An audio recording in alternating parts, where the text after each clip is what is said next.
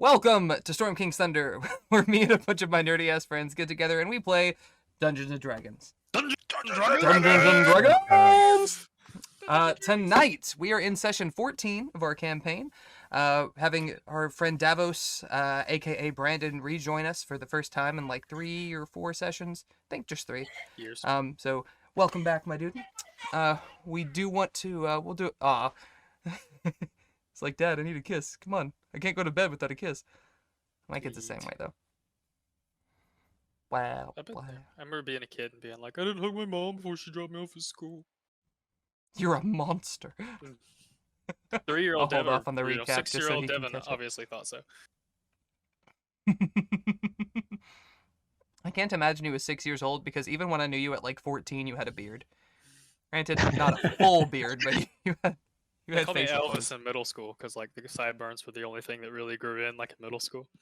Elvis, God. All right. To recap our last session, you guys did quite a bit.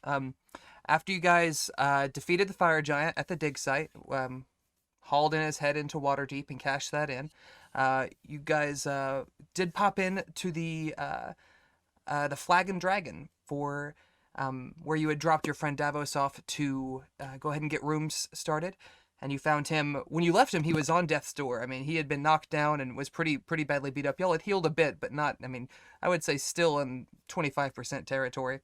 But when you walk in, you see him refreshed. You see him having eaten and drank, and he is on stage performing with a blue-skinned tiefling that you came to know as Mezzo.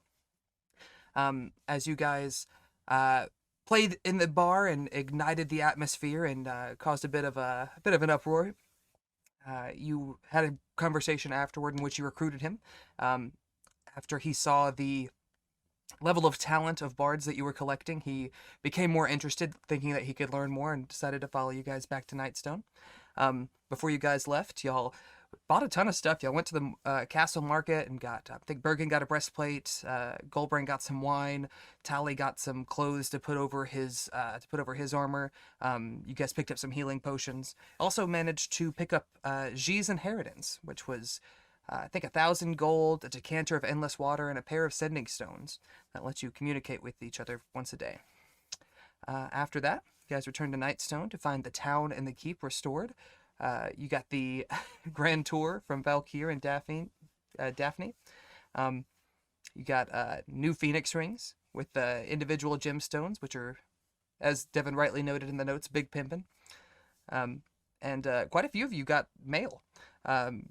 Davos, you were officially knighted as a Knight of the Order of the Aster. Bergen, you were promoted to White Hawk within the Order of the Gauntlet. Zatari received some schematics for firearms from his mentor. Gulbrand had a moment where he had promised to where he had promised a blood testing with Riker. He managed to alter the situation, and they proceeded to do a training session with the guards in which they took on the entirety of the green troops barehanded and kicked some ass. You did also get some notice from the surrounding lords and ladies. Lady Daggerford was very displeased of your occupation of Nightstone, and you guys knew from previous experiences that she had coveted the area and seeks to absorb it into her domain. Waterdeep, on the other hand, which is overseen by an anonymous council of lords, seemed much more amicable. They sent a minor donation and said that trade would definitely be an option in the future if you guys had something worth selling. 285 filled you in on the newly freed's activities.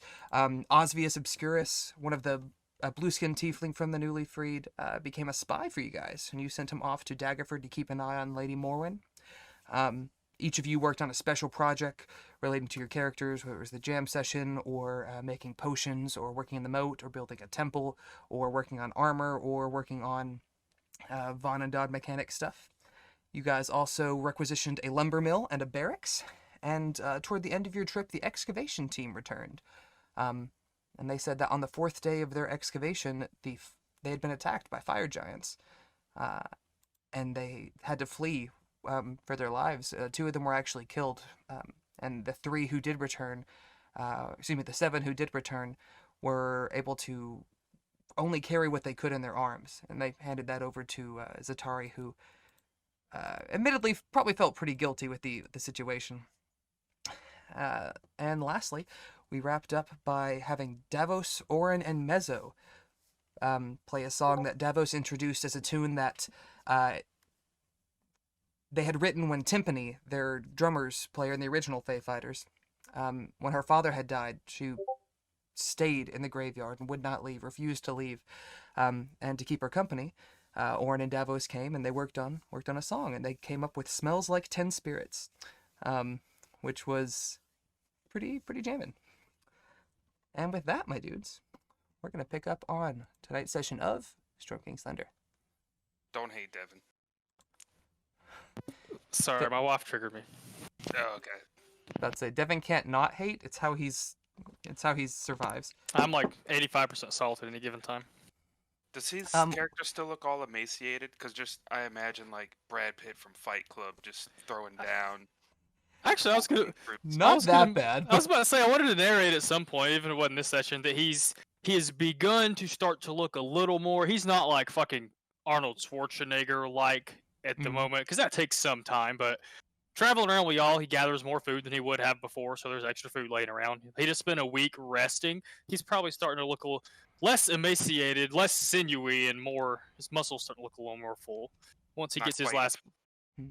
Once he gets.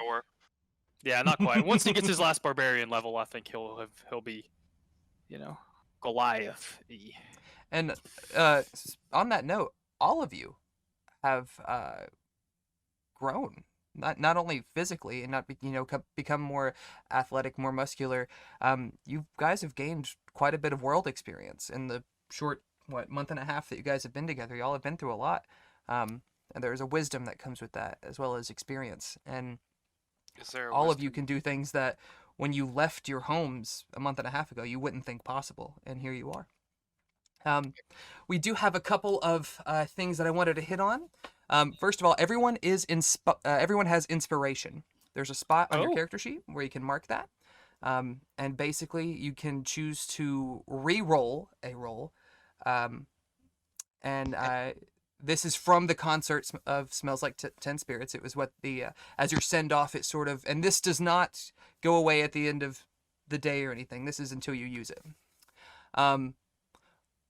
Speaking of, Orin and Mezzo, after you guys finish this and, the bar sort of goes back to its normal routine after the concert ends, Orin and Mezzo will ask, so Davos, I don't understand, exactly who we are. Are we the Fae Fighters still? And Mezzo will chime in like, no, you see, when me and Orin played, we were Def Leprechaun, so I don't know what exactly what we're gonna do now. Are we that? Are we Fae Fighters? Are we something else? Sorry, you're gonna have to give me a minute. This dude said Def Leprechaun. If it makes you feel any better, it took me a solid 10 seconds to get the reference. That doesn't surprise me at all. Oh, no, I mean, we're not technically the Fae Fighters, but, I mean, we could take a group vote. We can continue the name or come up with a different name, Well, why don't you, we're not the Fae Fighters, at least, until we have Timpani back. You've got a few other names on that list, so why don't you, once we gather up a few, we'll see how we sound and what we feel like. Sounds good. Bergen, you wanted to bond with an animal, and we did not get a chance to roll that last week. Just going back and forth from a couple of things I didn't realize until I reviewed. You're already bonded with Ember, so I'm assuming you wanted to bond with Sirius. Yes. Okay, go ahead and roll an animal handling check. And then Zatari's not here, but Davos, what I did is I allowed them to choose like who they spent their downtime with. So you can choose to bond with either of the animals or any of the NPCs within Nightstone. Do you want me to roll one for Zatari? Yeah, let me see who he's bonded to already. If he's not bonded to one, we'll roll it for that. What was that? 13. List Both you and Tally from last week succeed. I originally had it at the same DC, but after thinking about it, you spent a whole week with them, so that lowered the DC a good bit. So, I assume Tally, that you were going for Ember? Correct. Okay. Zatari is already bonded to Ember, so we'll save that. Gulbrand, I think you failed yours if I remember. I did. Zatari Yeah, it was a dispelled one for 6. the dog. No, that was the one I just rolled for Zatari. Sirius bites him. Not super hard, you know, like maybe the play got a little out of hand, but you gather that Sirius seems a little apprehensive of Zatari. And as you think about it, Zatari is covered in these magical runes that he has 5 of, I think, at the moment. So he is emanating a lot of weird magical energy that kind of puts Sirius on edge. Spencer, you do pass, though, so we're going to throw you down Bergine. A 13 passes for Ember? On the extended rest, yes. I believe I rolled a 13 last week. Oh, no, I didn't. Rolled a 6 Never mind, last you're week. right. No, yeah, I went back and checked. Okay, so who would you like to bond with, Davos? You talking about the animals? You can choose to Or, bond with either an animal or an NPC. I think you had told me I was bonded with both. You are bonded, yes, with both, The actually. animals. You could So try to bond with them again and try to beat the top person who's bonded with them, in which case Gulbrand and Bergen, for Sirius and Ember respectively. But or you could choose to do bond with a particular NPC. Basically, we just unlock a little bit of story content. I guess Mezzo. You know. Okay. Get the band Roll a little tighter. Roll a charisma check with advantage because you also spent the week jamming with him. By the way, I have shit, charisma. Alright. Bloop. 14. Okay, 14 passes. You learn a little bit more about Mezzo. You guys talk for a bit in between songs and just jamming, and you talk about how he wanted to go to the Bard's College. And he tells you that he is not from this realm. He tells you that he and a group of allies, compatriots, had sought to stop a massive horde of creatures, dragons, orcs, ogres, just literally hundreds of monsters from basically desolating their entire continent. And they were unsuccessful. And in a last-ditch effort, Mezzo sought to leave this place that was going to be overrun, and struck a very dark pact, he admits to you. And you know, as a tiefling, that he is has infernal blood in him. He is related to a demon or a devil or something of that nature. And he says he struck a pact with his patron to escape, for lack of a better word. And that's why he is Mezzo of Elsir. Elsir was the country that was desolated in this attack. And as he's listened throughout the week and learned more about what you guys have been through, stopping the ear seekers, stopping the ear seekers and trying to stop the giants from overrunning this continent, he feels almost like a kindred spirit amongst you. He understands very much the plight that you guys are going through, and it's nice to have that sympathy. Some people, when you sort of say that you're going to put a stop to the giant threat, they roll their eyes like, oh, okay, fucking level 3 bard strolling up in here, gonna fucking knock down some giants. No, you guys have very excellent talk and feel a little more on the level. And I think that's about everything you'd get from that 10-day. All right. We do have a couple other things before we move on to the fun shit. Oh, yes. Zatari, actually. Oh, well, no, it's not a person. Never mind.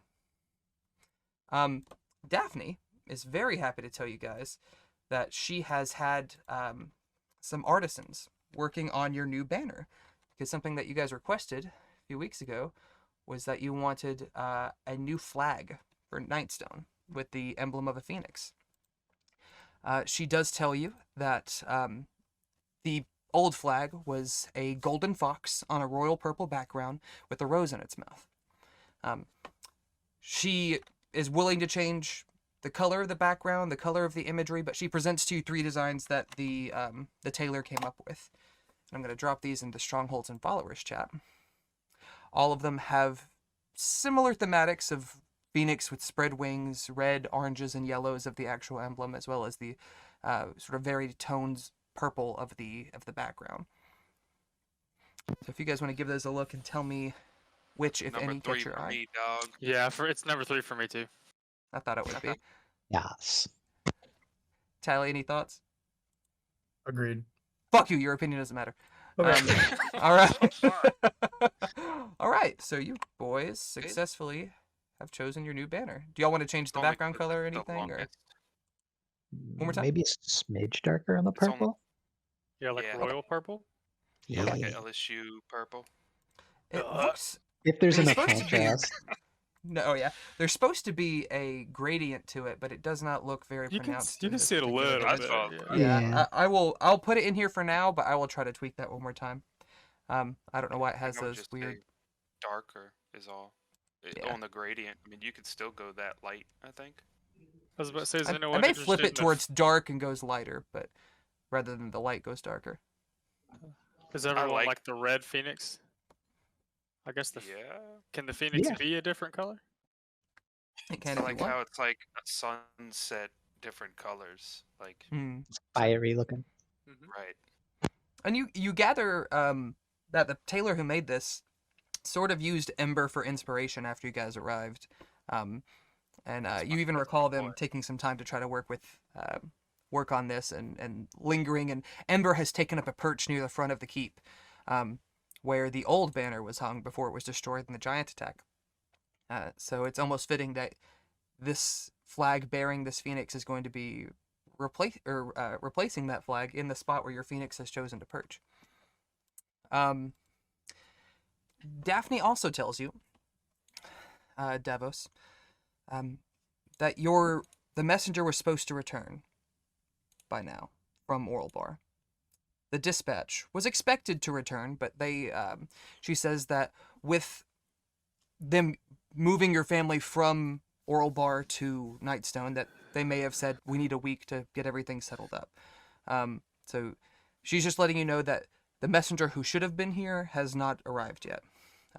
Not a cause for immediate concern, but just wants to bring it to your attention. She also asked you guys if you would like to leave behind any funds for future projects to put in the treasury. Right now, you guys have a pretty fucking penny. What did we decide I'd last say game I that would- was like related to we only had so much funding to start one project, or was Ye- it so many resources? Well, we put forth, like, we emptied the treasury. Like, they're gonna make the lumber mill first, and then after that finishes while we're gone, they're gonna start the barracks. But doing Yes. both of those has emptied the treasury. Yeah. Okay. The bottleneck there is the labor. You guys have, of course, more money, and she's willing to give you guys a list of projects, but she says once we finish the lumber mill, we'll have a better idea of how much these things will cost, as well as a better understanding of how it'll affect their expediency in being produced. And it's my understanding that, like, when we have the lumber mill and we already have a stone cutter, like, they can each do a job separately. More or less, they both make your projects happen quicker, and they make them Okay. cheaper to do. Okay. But the lumber mill's perk specifically is that it lets you work on 2 things at once. So once you're finished with it, you can work on the barracks and the octopus pit, or the barracks and the scribe, or And the something barracks else. and it gives you some variety. But she tells you that she'll contact you via the mirror once you guys once they have finished the lumber mill and they have a better understanding of what prices and stuff will be. But she does recommend leaving something in the treasury. Let me see here, I was boys. just gonna say I'll leave my whole share except for like 10 gold. I think is enough to travel with. Oof. So, shares. You want me to just do our total number divided by 6? We would all have around 1,000 gold each if you did it that way. Because we If have, you liquidate all your valuables, yes. yeah, if you liquidate like he's talking about, the necklaces and stuff. So how much free gold do we have? I guess I could roll it up. 2,600 gold pieces. Divided by 6, let's say Well, yeah, 450 yeah. apiece, 400.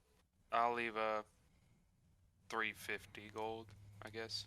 Gulbrand will leave his full 450 because he doesn't entirely understand the value of shiny rocks. Makes me Okay, look so like a just so I'm cheapskate. aware, you guys are wanting to you could choose to leave just the valuables if you want to do it that way, because I don't want you guys to be without currency. But granted, y'all still have several thousand silver and copper at your disposal. Hmm. So how much do I have to take with and leave again? You would have about 450 if we were splitting like our 450? actual gold That's coinage up. just I gold, will, right? yeah, I'll leave 350. Devin, 100 gold. get- Devin, what? American. Sorry. are you recording? I am recording this. It's not Okay, in the thank you. thing, but it is in like my notes where I can see it. We'll when I say do notes later. Zatari and Valkyr both choose to leave. I don't want to be overly generous on, so I'll say half. So 225 each for a total of 450. And they both have 225 gold on them. Is that everyone? Taliban? Hello? Hey, did you so you have 450 gold as your like share? How much of that, if any, do you want to leave in the treasury? 450. The whole 450? Yep. Okay. What does that bring you guys to for the total in the treasury, just so I know? 2,050 gold pieces. 2,050? That seems a little high. That does seem really maybe high, yeah. Maybe I punched in two twice. Give me just a So second. you and Tally did 450. That's 900. Me and Bergen did 350. That's another 700. So that's 1,600. And then Another Valkyr and Another Zatar did- 225. I got each. 2050 again. Okay, 225 each. I think that yeah, would be it just 550. Yeah, that's 2150. because I didn't realize that you did the whole amount. So that makes more sense now. Okay, so you guys have a couple thou in your treasury, and she says that this will pay for several projects. So as soon as your lumber mill is done, she will reach back out and get in touch with you. I like to think both Sweet. Gulbrand and Tally, like while this is being tallied up and like divided up, they get handed their bags and they just like push it back to the middle where all the gold's going. They're over here like, I don't know what the fuck this is. Yeah, pretty much I have, exactly I have that. no use for You this guys, if you need it. cryptocurrency. But yeah, the fuck is this? And actually, I forgot this. Since it is the final day, your lumber mill has been completed Neat. because you commissioned this on Okay. the second day of your stay. So if you look at the bottom right of the map, Bloop, just bloop, bloop. down near the keep, you will see an animated lumber mill here on the side of the Yo. river. Isn't What that the- sick? I didn't know I could fucking do that. Wow. This whole Crazy. fucking motherfucker's gonna look like Stardew Valley next week. Just give me a minute. Oh, heck I'd say, yeah. Side note, I would love to play Stardew Valley with you guys, even though I've never played it. Same. It's a great game. It is very fun. I don't Um, see this lumber mill. To the left, I think he said the right. Bo- Yeah, scroll oh, down. I'm sorry. You're correct. Bottom left. Oh, South. there it is. Yeah, Morak. Morak's mill. Yeah, because Morak, the You- innkeeper, is also your foreman. So he splits his time between the two. She's also happy to tell you that as of last night, the Golden Knight Road has been completed. The road that connected Golden Fields and Nightstone. And now instead of, I think it was 7 days to get between the two, it takes 3 days walking or 2 days riding. So you Nice. guys have Shit. expedited that pretty good. This also means that your trade with them has officially kicked in to where you guys can start getting some perks from that. And that'll happen probably at the end of the next month. With that, my dudes, unless you guys have anything else you want to do within the town, we'll go ahead and begin your journey to StoneStand. I just want to know what day it is when we leave for my notes. I will tell you. Is it the 16th of Tarshak, or are we past that? The 15th was the concert. When did you guys get there? The 15th is when you are leaving. Okay. Heard. Anything else before we leave, my dudes? What's in StoneStand? So I don't have to peruse. the Oh, notes. yes. So, I saw a little bit earlier, but I can't remember. you were told by Harshnag. Harshnag told you that he was going to the same place, that he was going to the temple in the Eye of the Allfather. He was going to the Valley of Khedrun. And he was doing this because there is an oracle at the temple that he seeks to learn what exactly is causing this unrest and how he can stop it. So you understand that this is. He did explain that you need payment, and the payment to the Oracle is an artifact of Ostoria, the giant continent that that has now become Faerun after the giants were forced to be the less dominant of the continent. And So we have this. you do artifact? not. Gulbrand knows where one is buried, Okay. and at the end of last session he expressed that it is a sacred place to his people. Not because of the artifact itself. He tells you it's a burial mound, and that it's you will have to desecrate graves to unearth it. He was all sad and And- angsty about it.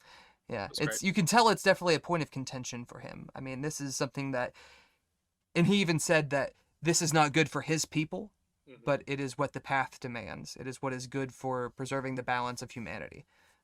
So he is a little angsty, but knows where this is, and you guys know that riding there is a little over a 10-day, about 12 days, to get there from Nightstone. It's pretty good ways. A 20-day walk.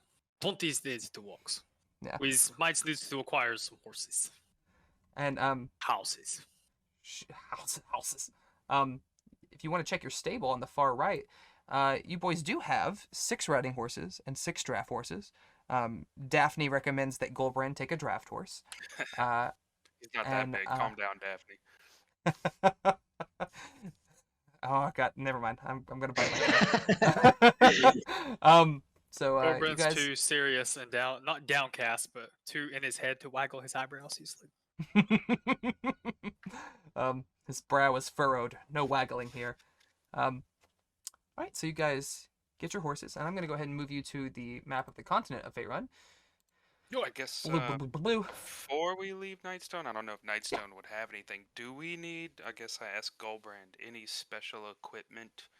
Are we anticipating maybe some angry ghouls or ghosts that would not like us desecrating their graves?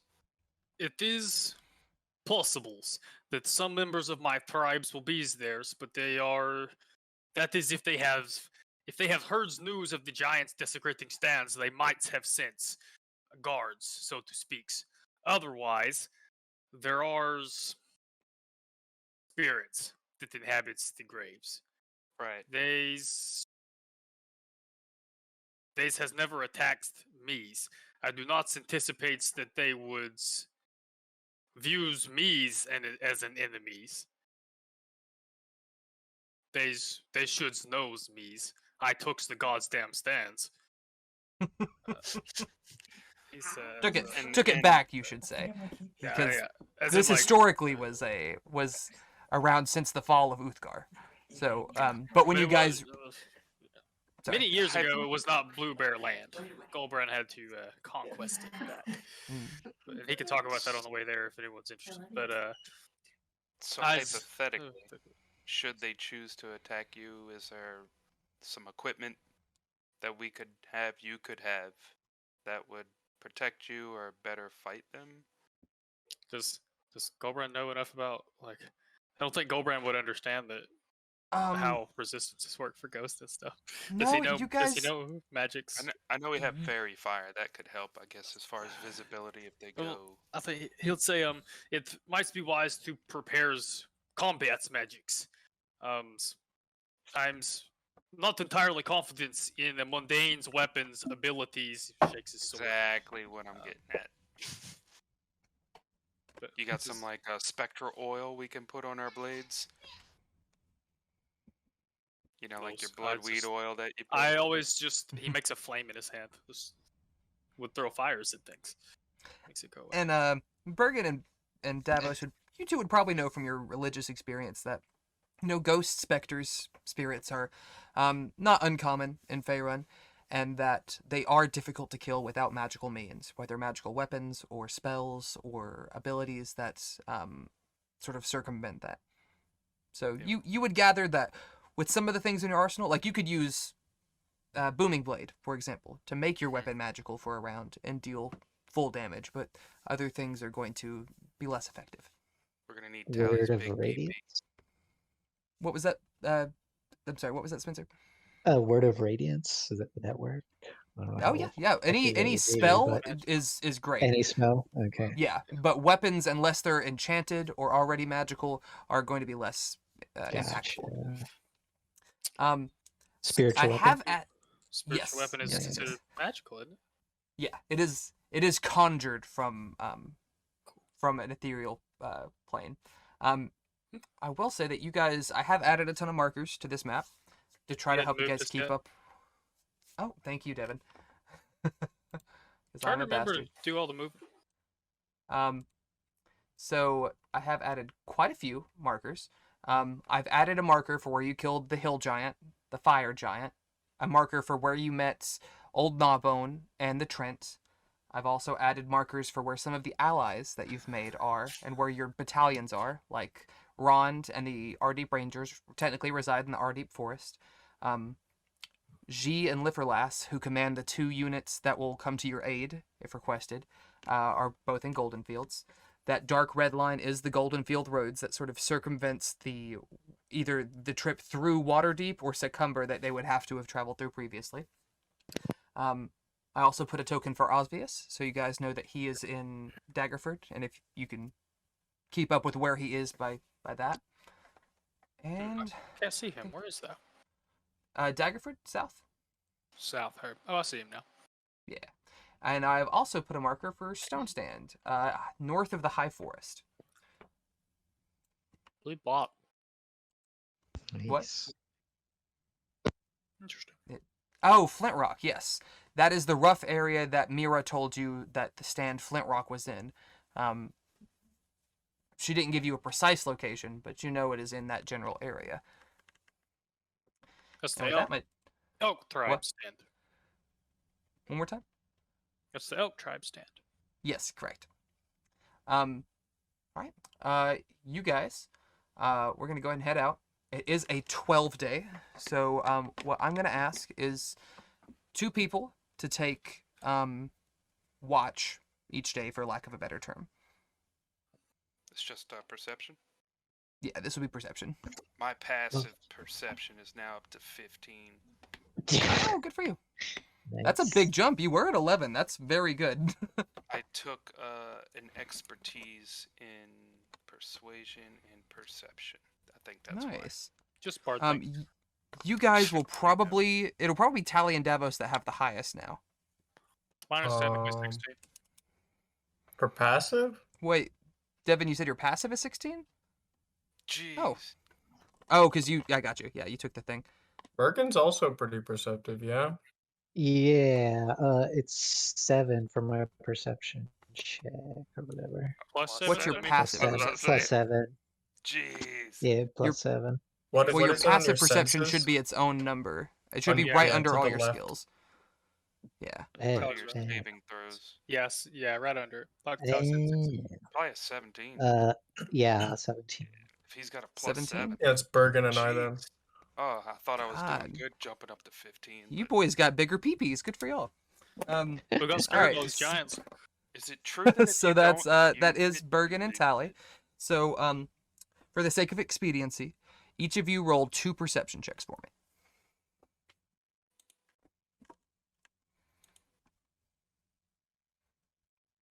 Those are okay.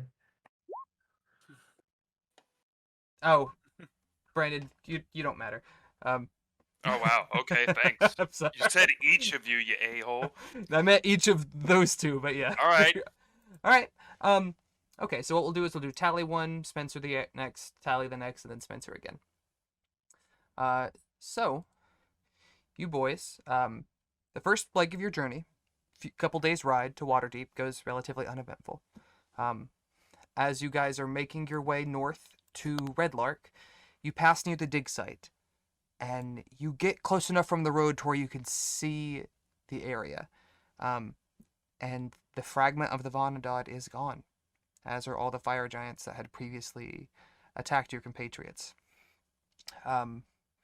Which Zatari cusses a bit in Infernal and is, you guys he's shared enough for you guys to know that Duke Zalto of the Fire Giants is building a weapon from this. immensely powerful. And to see him having this fragment makes Satari very angsty, for lack of a better word. You continue on to Red Lark with no problem. Second check would be 12. Group name Continue up to Angsty Boys.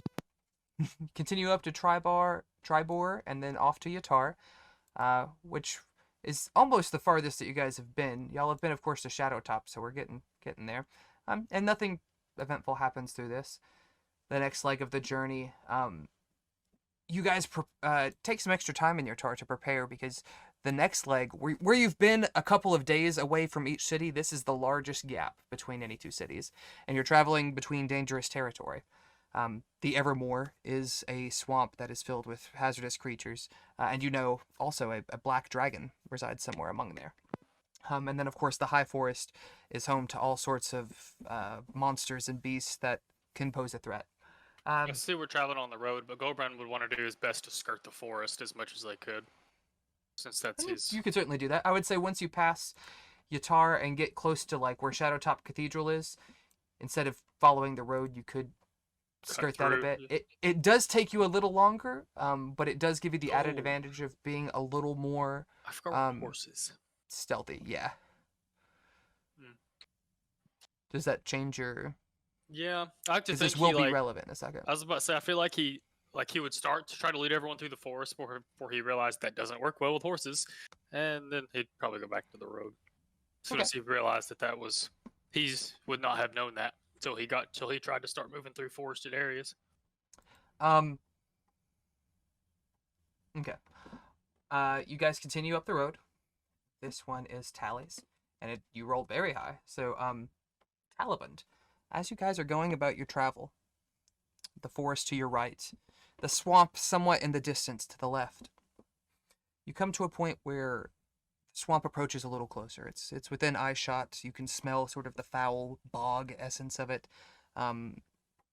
Just very unpleasant aroma. But you see in the distance a hill giant by the edge of the bog. And you can't quite tell what he's doing. He seems to be searching for something. What do you do? What's up, lads? One of our country folk friends. I don't know what the fuck to call them. Hill giant. And out searching for something in the bogs, it looks like. We've not seen any of them's kinds looking for pieces of the metals. That's true. Sure, he's looking for metal though. That's what we're wondering. I guess do you think he's looking for foods for the fat ones that our wispy friends mentioned? Hopefully, he's not looking for his friends. All good points. Chances are I'm going down.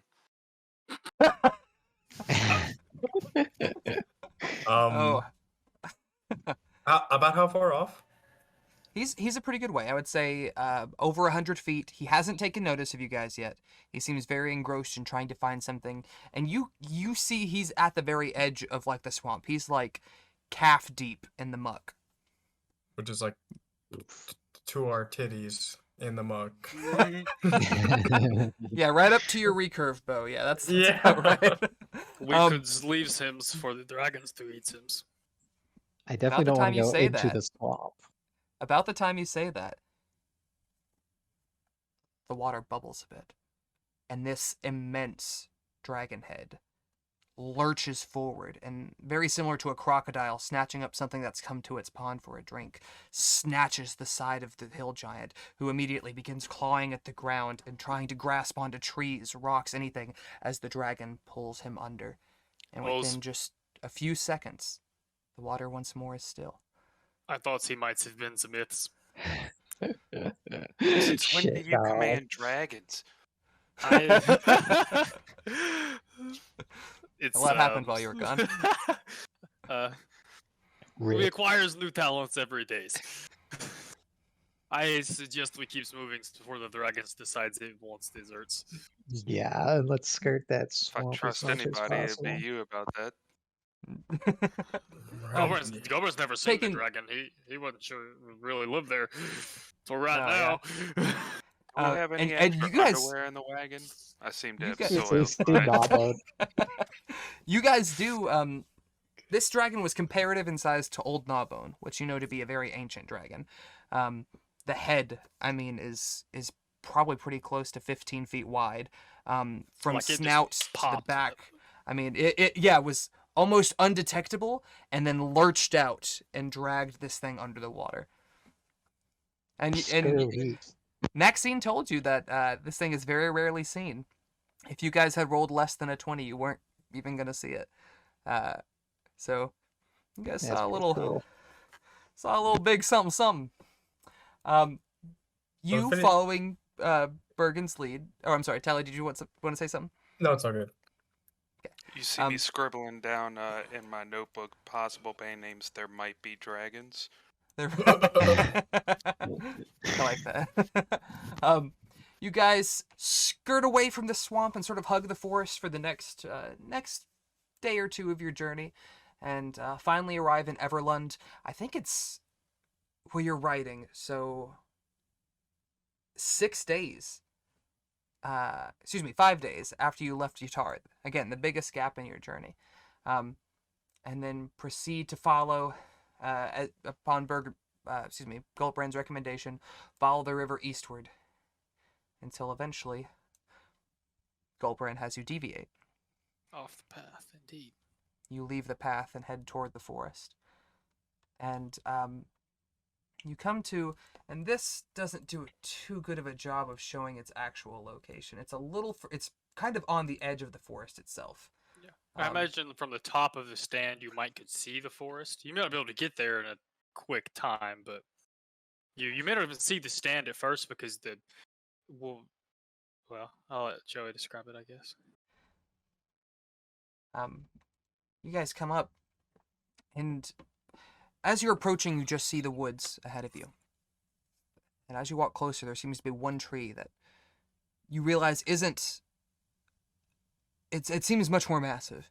And as you get closer, you realize it's not a part of the forest itself. It's sort of a standoff. And you guys come up to see several mounds. And actually, I'll pop you over to the map before I do this. Gulbrand has his eyes peeled like a hawk for any living blue bears. Absolutely. If he knows a call sign, he will use a call sign. Oh, if you know what that means. You do to no response, but go ahead and roll a perception check for me, and one other character may as well. Blue. Wow, Gulbrand's in his feelings. In my feelings. I mean, I'm willing to roll, but I know Tally and Bergen would get more. Is this map really blurry to you guys? Yes. It looks That's, somewhat clear to me. That's annoying. It was not this blurry the other day. It might take a second for it to render properly. You guys come to a wide, grassy clearing. In Gulbrand, you see a familiar sight, one that sort of eases a bit of the weariness in your spirit, even if it does cause your anxiety to bristle a bit. To the rest of you, it appears alien, unnatural, yet composed of only the purest elements. 6 immense mounds of earth surround a much larger mound in the center, from which sprouts an enormous oak tree, soaring perhaps 70 feet into the air. Atop all of the hills stands a few dozen cairns, neat piles of stacked stone, rising 4 to 6 feet above the ground, each seemingly smooth from the exterior and constructed with the utmost care. It's eerily beautiful, in a way, this bizarre terraforming. But a creeping realization comes to you that each of these stone stands is a grave marker. There it was. Ah, there we go. Looks less like shit now. You guys are approaching from the north, so if I could have you all put your tokens just under here where it says map 3.12. Dun-dun-dun. Blop. Hope you guys are tired. This map is enormous. These squares are 50 feet. But for the sake of Very this we're just going to continue with the one square thing for now. I don't see anyone else but you. Yeah, I There can't. we I can go. never drop my character for some reason. So, I don't know. I don't know where my token's at. I Oh, don't. there we go. Do I need to save a copy of my token? Is that on Yeah, I me? No, need it to- should be. You have to click the name and not the image. It's kind of the tricky part. I can see Talon. Hmm. He's right here. I see his headshot, but not his token. Headshot, his profile Yeah. pic. My profile. Wait. The Where- name. The name where? Sorry. You said click the name. Like if you where it says Talaband, just click it when it turns blue and drag it. In the journal section of the roll 20. Aha. Yeah. That'd be me. So Davos, redo yours. Bergen, can you move the one that I dropped? Yes. Yeah. Okay. Neat. Brandon, you got that, my dude? Working it. There we go. I think. Yeah. You're a little small, so we'll buff you up a little bit. Just total Because ego he. boost this session. All right. So at this point, I'm gonna let you guys decide how you want to approach or do this. Gulbrand, because he's a little nervous and wants to make absolutely sure there is not a guard posted, will climb. I'm sorry. I will say from your perception checks, Devin, you're uncertain. You are very familiar with your tribe's tactics. You're very familiar with where they might hide and keep watch, but you can't pick anything up. There's just too many locations. Tally, you do a pretty solid scan, and even reach out a bit with your telepathy as far as it'll allow you to see if you sense any other presence. And you feel fairly confident that within, a decent area, there's nothing around. You can't, your telepathy doesn't reach so far to let you search the entire mound, because again, these are 50-foot squares, so this is several hundred feet. But you feel confident that, you feel fairly confident that there's no one there. In this first mound or the whole map? From in the clearing that you can see. Right. Gulbrand Should wants to we arrange. spread out, gang. I don't think gang. Says it's Gulbrand says it might be prudent to wait just a minute. He wants to arrange his bear cloak so that his tattoos are visible. He's actually going Very to wise. climb up on top of mounds that he would have helped dig. Particularly, he's going to go visit graves of warriors that he would have lost taking Absolutely. the mound. The mound nearest to you. But so he's using this opportunity to he wants, because he knows the spirits are there, he wants them to be able to see him. He wants anybody they didn't notice to be able to see him. He's and he tells the group, he says, waits here for just a moment. If nothing drops me in the first minute or two, you are welcome to follows. And he'll go Odd visit choice those of graves words. for a minute. All right. You go and you visit several. The mound closest to you, the larger mound that has 3 cairns on top of it, those were 3 that you helped construct. And you look around, and it's a very bittersweet thing.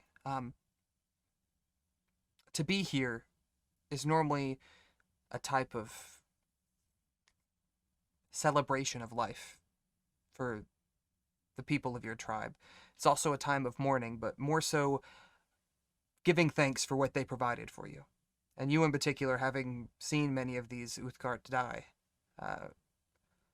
hold that knot of anxiety in your stomach just feels to swell a bit. You recall faces, memories, names, experiences, both on and off the battlefield.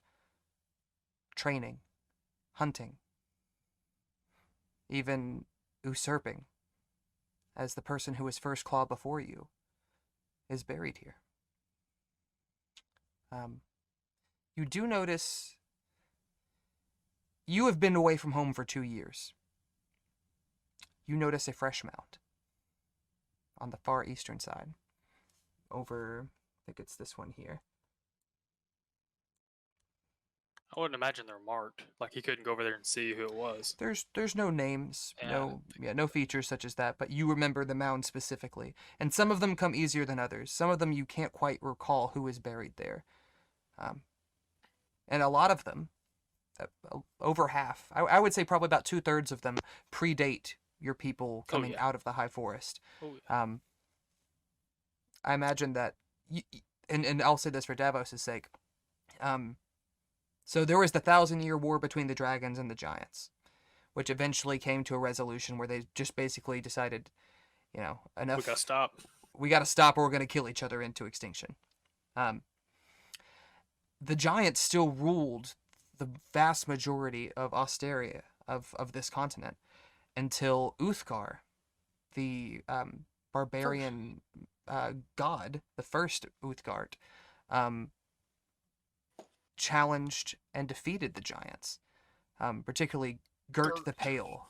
Yeah, Gert the Pale, a frost giant, frost giantess who is Jarl to her people and particularly formidable, and had enslaved many humans. And Uthgard was the one who slew her, and using fragments of her and her possessions and her body, planted these mounds where his children and his followers would become the future Uthgard barbarians. That was my next couple of questions. Was firstly, does Gulbrand know where it is? Secondly, does he know? You do not. Okay, so he doesn't know. You know what it is. You know it is buried here.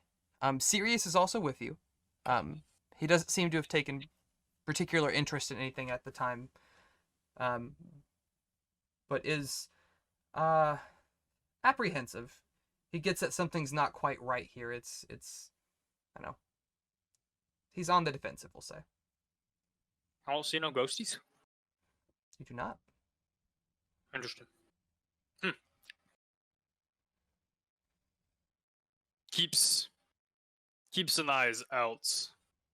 I do not believe any of my tribesmen are here, but with it the works quickly. Are they normally here?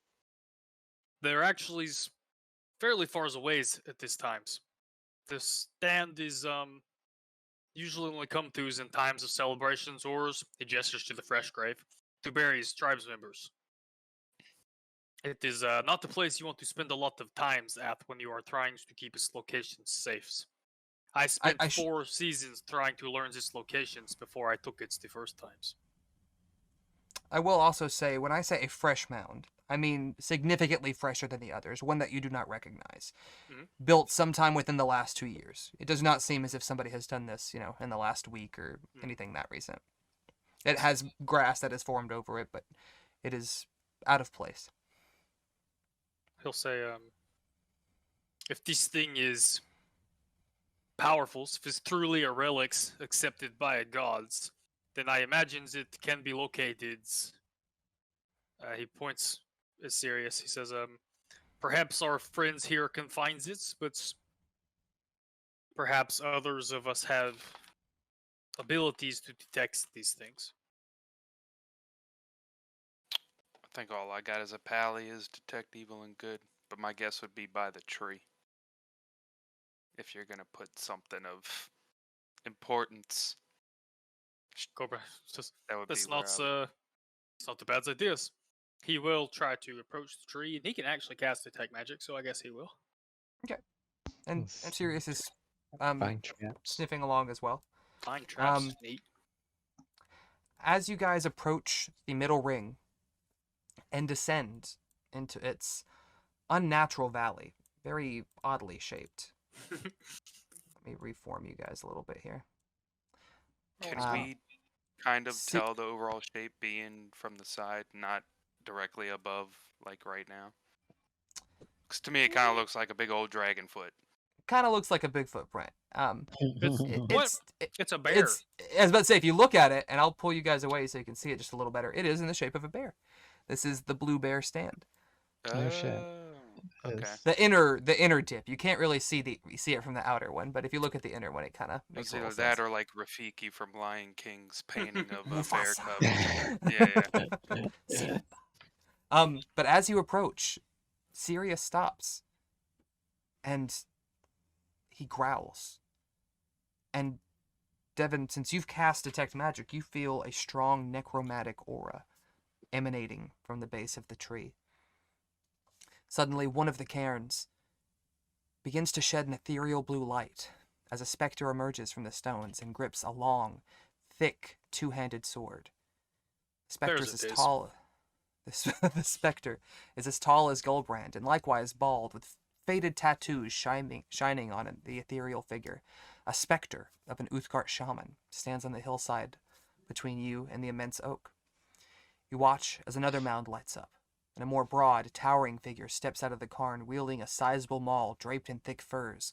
Another ignites, and Gulbrand, this is the mound to the far east, the most recent. And you see Chief Moonmusk, not your wife, Oh no. but her mother, walk from the cairn. Another, and then another, 3 more, 10, until all of the spirits of StoneStand are peering down at you from the hilltops. A tense say- moment passes. Every one of Sorry. these bumps is a ghost. Not everyone. It's not it's many. It's while there are probably 60 mounds here, you see at least 30 of these specters, a sizable number. A tense moment passes where no one moves before the first figure who arose calls out to Gulbrand and Balthi. There is no sleuth fire this moon, brother, nor eclipse or equinox. Why do you bring these children to our most sacred grounds? Why lead them to this most hallowed place? I requires to take some things from this place. What seek you? There is a piece of Ostoria hidden here, but I am assuming Uthgards himself. It is required if his children are to continue to exist. You are correct that there is a fragment of ancient Ostoria buried here by Uthgar and myself. Well, you're old as fucks. I see within you a spirit forged like mine own. You are Gulbrand Starkeeper, former First Claw and oath sworn to Chief Hydia Moonmusk. He looks me. at the. You said her ghost is over there? Not your wife, but your wife's mother, the previous chief. Okay, I'm sorry. I see. No, yeah. I got you. Your wife's dead, sorry. No. Witness now, brother. Though I am a shell, a cursed shell of a man, I was once Arvandill First-Star, the first that Uthgar bestowed with prescience. Bestowed. He is responsible for this curse? Indeed. I look For the forward to preservation- wringing his necks in the afterlives. Ooh. You sure you want to say that? Yeah, I think Gulbrand would be thinking that, but I understand that it may seem a burden to bear, and it certainly is. But what you must understand is we have been given the way of preservation to our people. At least once in a generation, someone must bear this curse. It is painful, but it is a point of pride. can you still seize the paths? I can not read the stars in this form. You seek to take this artifact. You seek to use it to save the Uthgard. But how?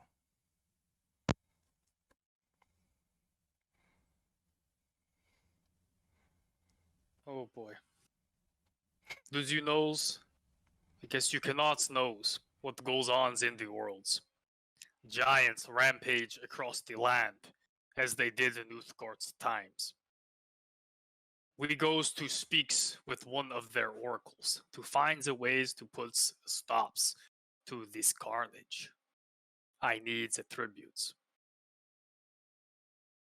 while I cannot see out into the world as freely as I would like, we are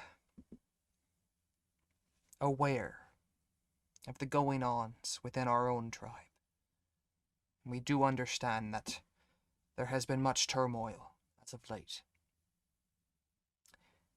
If you had come here 2 years ago and said this, we would have refuted you. But times are changing, as they tend to. Roll a persuasion check with advantage. Yada yada yada yada yada yada yada yada. Sorry, I can't find persuasion. Gulbrand You're doesn't use it. Hey. Wow. Mighty That's- persuasive. Wow. If I was almost considering taking away the advantage because of the wring his neck part, but I figure if anybody I was gonna can use my inspiration. I was about to say. No. If anyone can sympathize with you, it's definitely this guy. There's a long period of silence. And even though he does not require oxygen, you see him finally exhale, and his shoulders slump a bit. You can read the stars and what they give to you. You should know that while much has changed, I can pass on a timeless guidance unto you. Preserving the realm is more important than preservation of our tribe. There were times when I did what the stars insisted, even at my tribe's suffering. Thus is the burden of prescience. And yet, you can never know enough. When you consume the red grass rising from the places of battle, you can allow the stars to share with you what they will. Or you can seek out the answers that you require. He's basically telling you that when you're using your prescience, you can try to Navigate the seek out rivers, certain so to things. speak. So to speak. It's not a fine science, but he's telling you that you can, rather than just accept whatever comes to you, you can try to seek out certain things. See? A warrior may save the tribe, but a truly gifted Starkeeper can save humanity. Beneath my feet lies the skull of Gert, the Pale, whom Uthgar slew 13 centuries ago. The skull was planted here as a trophy, and it has empowered us to defend it beyond the peace of death. You may remove the skull if you see fit, even if I may never understand it. I know that the hand of Uthgard guides you. It empowers you. If I takes this from the stands, yous will alls no longer be tethered here. Who is to say? When we planted this here, there were no specters, but there were no graves. It is only after this came to be that we began to use this place as a place of consecration. It is impossible to say what effects might go beyond you removing it. Wills. No matters what, I must takes it. It is your choice. It is your duty, if it is what the path demands. And many of the spirits disappear. When that starts happening, Gulbrand says, I wish to speaks with you, Chieftain Moon Musk. She wasn't going nowhere, but she does approach. Aye, boy. And you recall that while you did successfully earn your wife and your marriage, your dowry, so to speak, was satisfactory. And this person was alive when you left the tribe. Try this. You know- He's got some questions. she also, you also know that she was very displeased with your choice to leave the mount, to leave the tribe. Tragic. What questions do you ask? I don't know why I can't think of the opposite word for proceeded. Succeeded. Come on, Devin. Don't be dumb. He looks at her and says, she has succeeded you? Indeed. Hydia now leads our people. And she's doing a damn right better job than I thought she would. You can seize hers. Now? At times. Not now. During certain equinoxes, eclipse, times of great spiritual presence, we are connected in a way. Can Though you she speak may with not. hers? I cannot. Even when she visits this place. While I can rise and view her, I cannot be with her the way I wish to. How did you come to meet Thruins? After you left us without a first claw, one took your place. Our selection was not satisfactory. He led a number of our warriors to their death. As such, I sought to reclaim some of those who had been captured by stone giants, and in the process was killed myself. More fucking giants. Will you name If- the warriors who is now first claws? I cannot say for certain. Hydia is not leading the full force of the Blue Bears as you do it. When you left, you weakened us, and our numbers have diminished. I have not seen them yet this season. There are still several And from months what away. I have seen from here during the last equinox, I am uncertain of whether Hydia knows what she's getting into, forging alliances with mortal enemies. Mortal enemies. Hmm. Forging afraid. alliances with our enemies. Other Indeed. tribes? I'm afraid that Uthgar forbids me to speak of it. He believes, so Arvandill tells us, he believes that if we interfere, we would cause the path to fade. You have challenges set before you that you must complete. If I were to fill you in on the occurrences of the past, your guidance would become muddied. Uthgar guides you for a very important reason, Starkeeper. You know, I always hated that titles. I wish you could tells. Oh, he says a name that Devin can't remember. That I now has the biggest kills. He turns to walk away.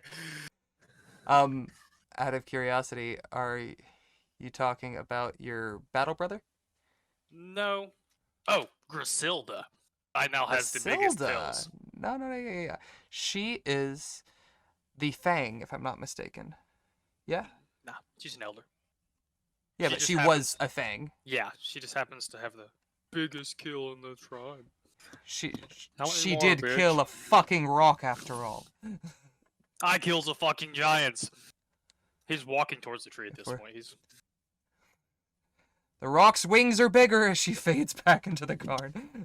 I fucking hates that woman, he says to the rest of the group. So we didn't understand any of that, right? They were speaking in Bolthy the entire time, yeah. Right. Except I fucking hates that woman. I mean, in-laws, you get it. Like, Mm. Oh man, so they didn't get anything that that Arnval Arvandill. said to me. Okay, Gulbrand will fill everyone in on everything he just heard. He won't try to leave anything out because this is his adventuring group. He kind of sort of dragged him into this mess. So he will fill everybody in and say, it's probably best that we begins diggings. I would not like to think that they all tries to stop us at once times.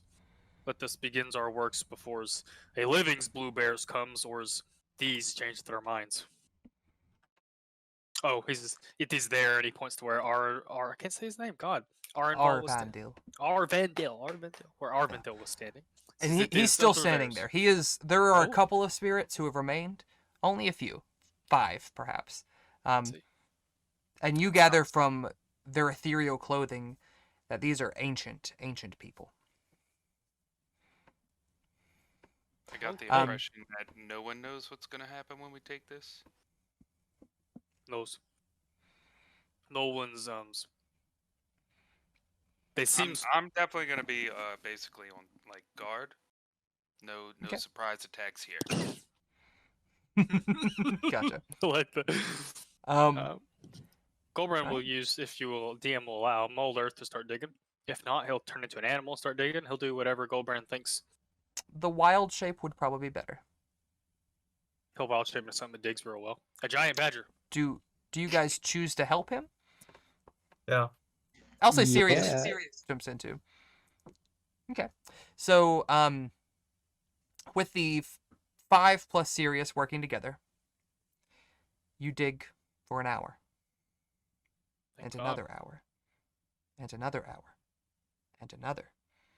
You and Sirius drawn by the presence of where you know this artifact to be. And at the end of the 4th hour, you strike not stone, not earth, but bone. You dig for another hour as you excavate the earth around it. And another hour as you can now see the eye sockets, the Null's hole. And yet another hour until you fully unearth it.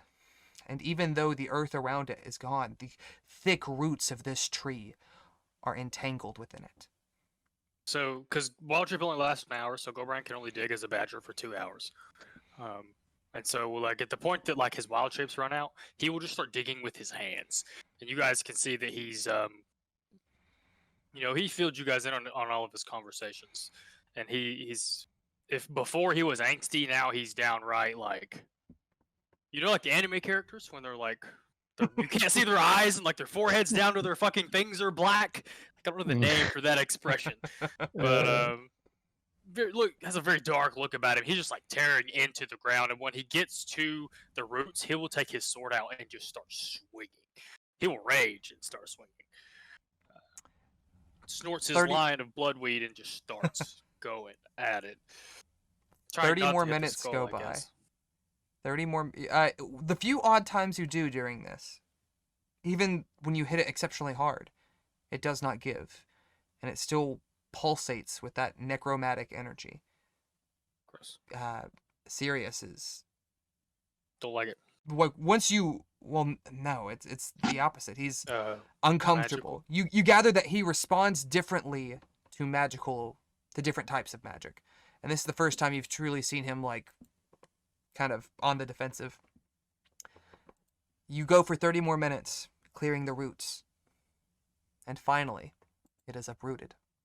As you pull the 3-foot wide skull loose, you watch as Arvandill's spirit above you begins to flicker in and out. Arvandill looks down on you in awe. He cries out, "I have wondered what has bound me to this place, and taken my chance to be at Uthgar's side. Witness Gulbrand Starkeeper, who was so wise as to free us from our eternal affliction. Beneath my stones, as he extends an arm to the mound, one of the mounds closest to the tree, lies my most treasured belonging, a gift from the stars themselves. Take hold of it, and may it fell your enemies swiftly. I will meet you at Uthgar's side, Brother Gulbrand. And the spirit, the last spirit, fades into a blue glimmer as he peacefully leaves the material plane behind. Why do I get the feeling that our digging's not over? And even though he's gone, Gulbrand will kind of quietly say he goes in peace with Uthgar's brothers. And he'll toss this thing out of the hole, the skull out of the hole, clamber his way up out of the hole, and go see whatever the fuck he was talking about. And I you feel like notice you notice this to a lesser degree when you cast funny. Detect Magic earlier. Several of these mounds have some type of artifact that was buried with a warrior, a weapon, a piece of jewelry. Like Gulbrand's tablet. Prize things that have a magical aura about them. And as you approach this, you cast it once again, and you see the object is within the cairn itself. It is not under the earth, but within the very stones themselves. You remove a few of the stones from the top of the tallest cairn. You see a polished bit of bone that is shaped into a pommel. You pull back another layer, and another, revealing a long, beautifully formed stone grip. And as you take hold of it, you can feel the entire stack shift as you force it higher and higher and higher, eventually revealing the full 4 feet of the rod before a wicked stone edge pierces the surface.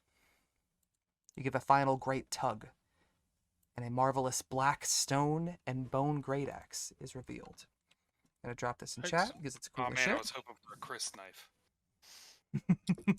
I was somewhat expecting meteorite sword, like Well, hang on. Avatar meteorite sword. The Jeez, head of that's this is enormous. Yeah, buddy. A piece of rough chiseled rock, unlike any you've ever seen, and nearly 3 feet across. It is adorned with the head of a ram, whose horns wrap around the shaft of the blade of the axe. The black stone is dark, but does not shine as your obsidian axes do. And it dawns on you: the gift from the stars was forged from a meteorite. As the great axe tip tapers finally to a sharp point, the entirety of the axe gleams, that same ethereal blue-white, for just an instant as you inspect it. And you feel a surge of energy as you behold the axe of Arvandill First-Star. This is a +1 great axe that gives all of your wild shape attacks a +1, and your prescience rolls are now +2, or get an additional +2. Yikes. Shaman axe, yikes. Okay. The spirit didn't tell you where any magic loots were in these mounds, huh? Well, we have the companions for that, and he'll point to Sirius. You will think that this was a gift. It was bequeathed to you. These other things were not given. So this is as it stands when the tribes come. Sorry. As it stands when the tribes comes back, so I could face expulsions. Not that I may not already be theirs, but I was about to say, sounds like you might have already been outvoted on the island. continuing to desecrate the graves of my tribe's woods leaves me in a much deeper's holes. That's being said, That's a pun. I would not be opposed to finding another stand to pillage. No, I'm good. I'm good. I was just This was left to me by these last spirits to watch as us. He wants to swing it at some like a rock. He's kind of like Do it. It It is incredibly sharp, even for stone. Or meteor in this case. It is similar to iron in weight.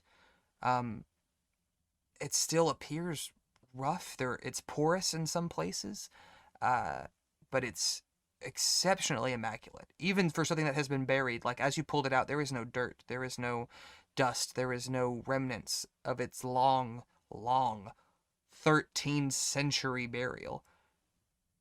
Yikes. Neat. Zatari will ask, as he gestures over to the cairn that you've now diminished to about 2/3 of its original height. Should we build it back? Should we leave it? Yeah. He's not theirs anymore. We can tie these up quickly, but he gestures to the skull. We need to get this to the Valley of Khedrun before summer ends. Right? So Harshnag said before summer ends. Yes. Summer. You know that you have. It took you quite some time to get here. It is the 27th of Myrtle now, 12 days from when you departed. And yeah, you know that it is.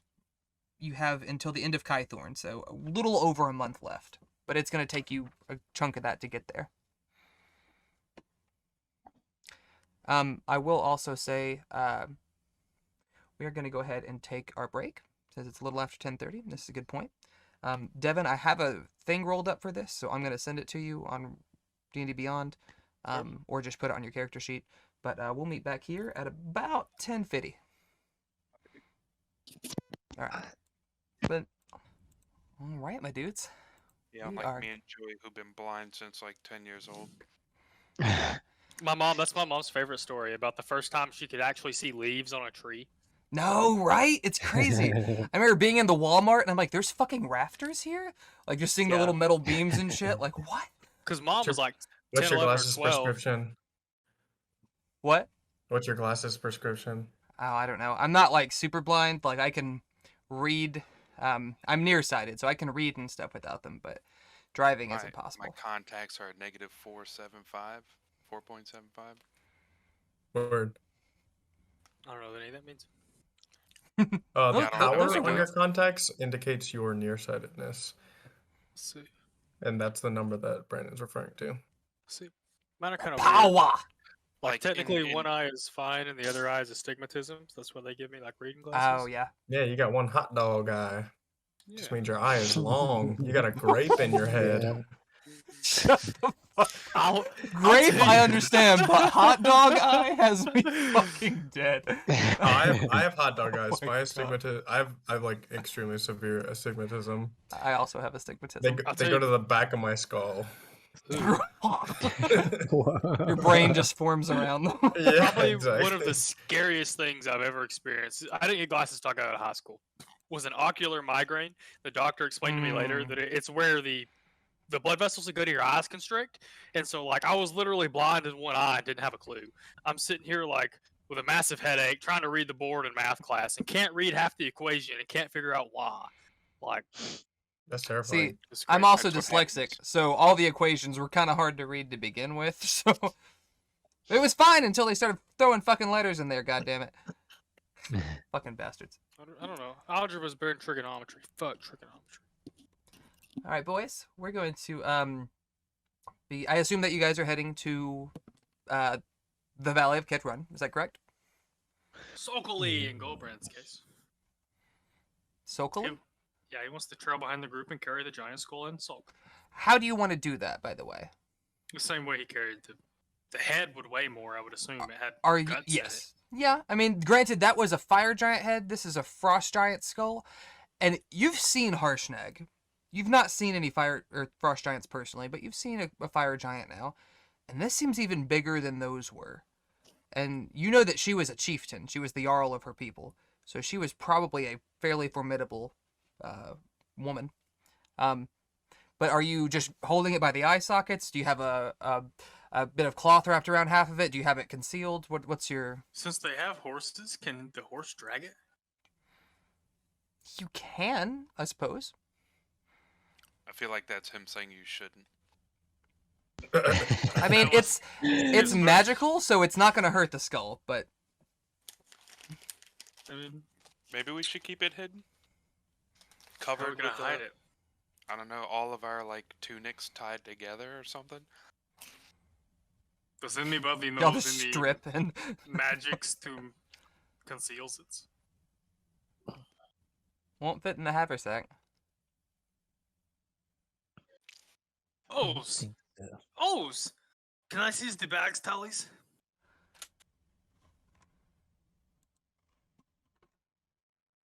Tally's dead. Gulbrand takes the bag off his corpse. What are you getting at? Or what are you getting out of it? He wants to get the dust of disappearance out of it. Okay. Must have disappeared. He That, doesn't know how much they have. that is a one-use thing, and it only lasts for, I think, 10 minutes. 2d4 minutes. Mm. And it does a whole party. So you could all turn invisible for up to 8 minutes.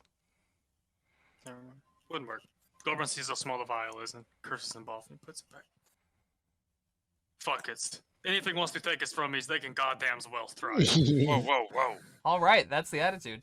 All right, so you guys spend several days traveling. It is right now. It's the 27th of Myrtle. You guys don't arrive there until the 8th, so it's about a 10-day. But along the way, several things happen. You were contacted multiple times from Nightstone. Oh, he wants to call Nightstone. I'm sorry. Well, they're gonna call you, bitch. Yeah. So I'm gonna tell you everything that they tell you guys, and you can tell me what you want to relay back. So they tell you, the day after you guys leave the StoneStand, Davos, your mother and sister have been brought back to Nightstone. They had decided to wait a week and finish up some things and, take care of business before leaving. The messenger was with them. Once the dispatch arrived, he did not want to return unguarded. Along the way, he heard many people talk of increased activity in the area. Good thing.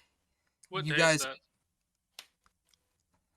Technically, it was supposed to be the 19th, so like 3 days after you guys left, but I forgot because I was excited for the dragon thing. Another thing happened during that period of time. Thara arrived with the Ents, and they have now positioned themselves at the edges of the Ardite Forest to where they could be of assistance. There are 6 Ents with her, and herself, of course, leading them.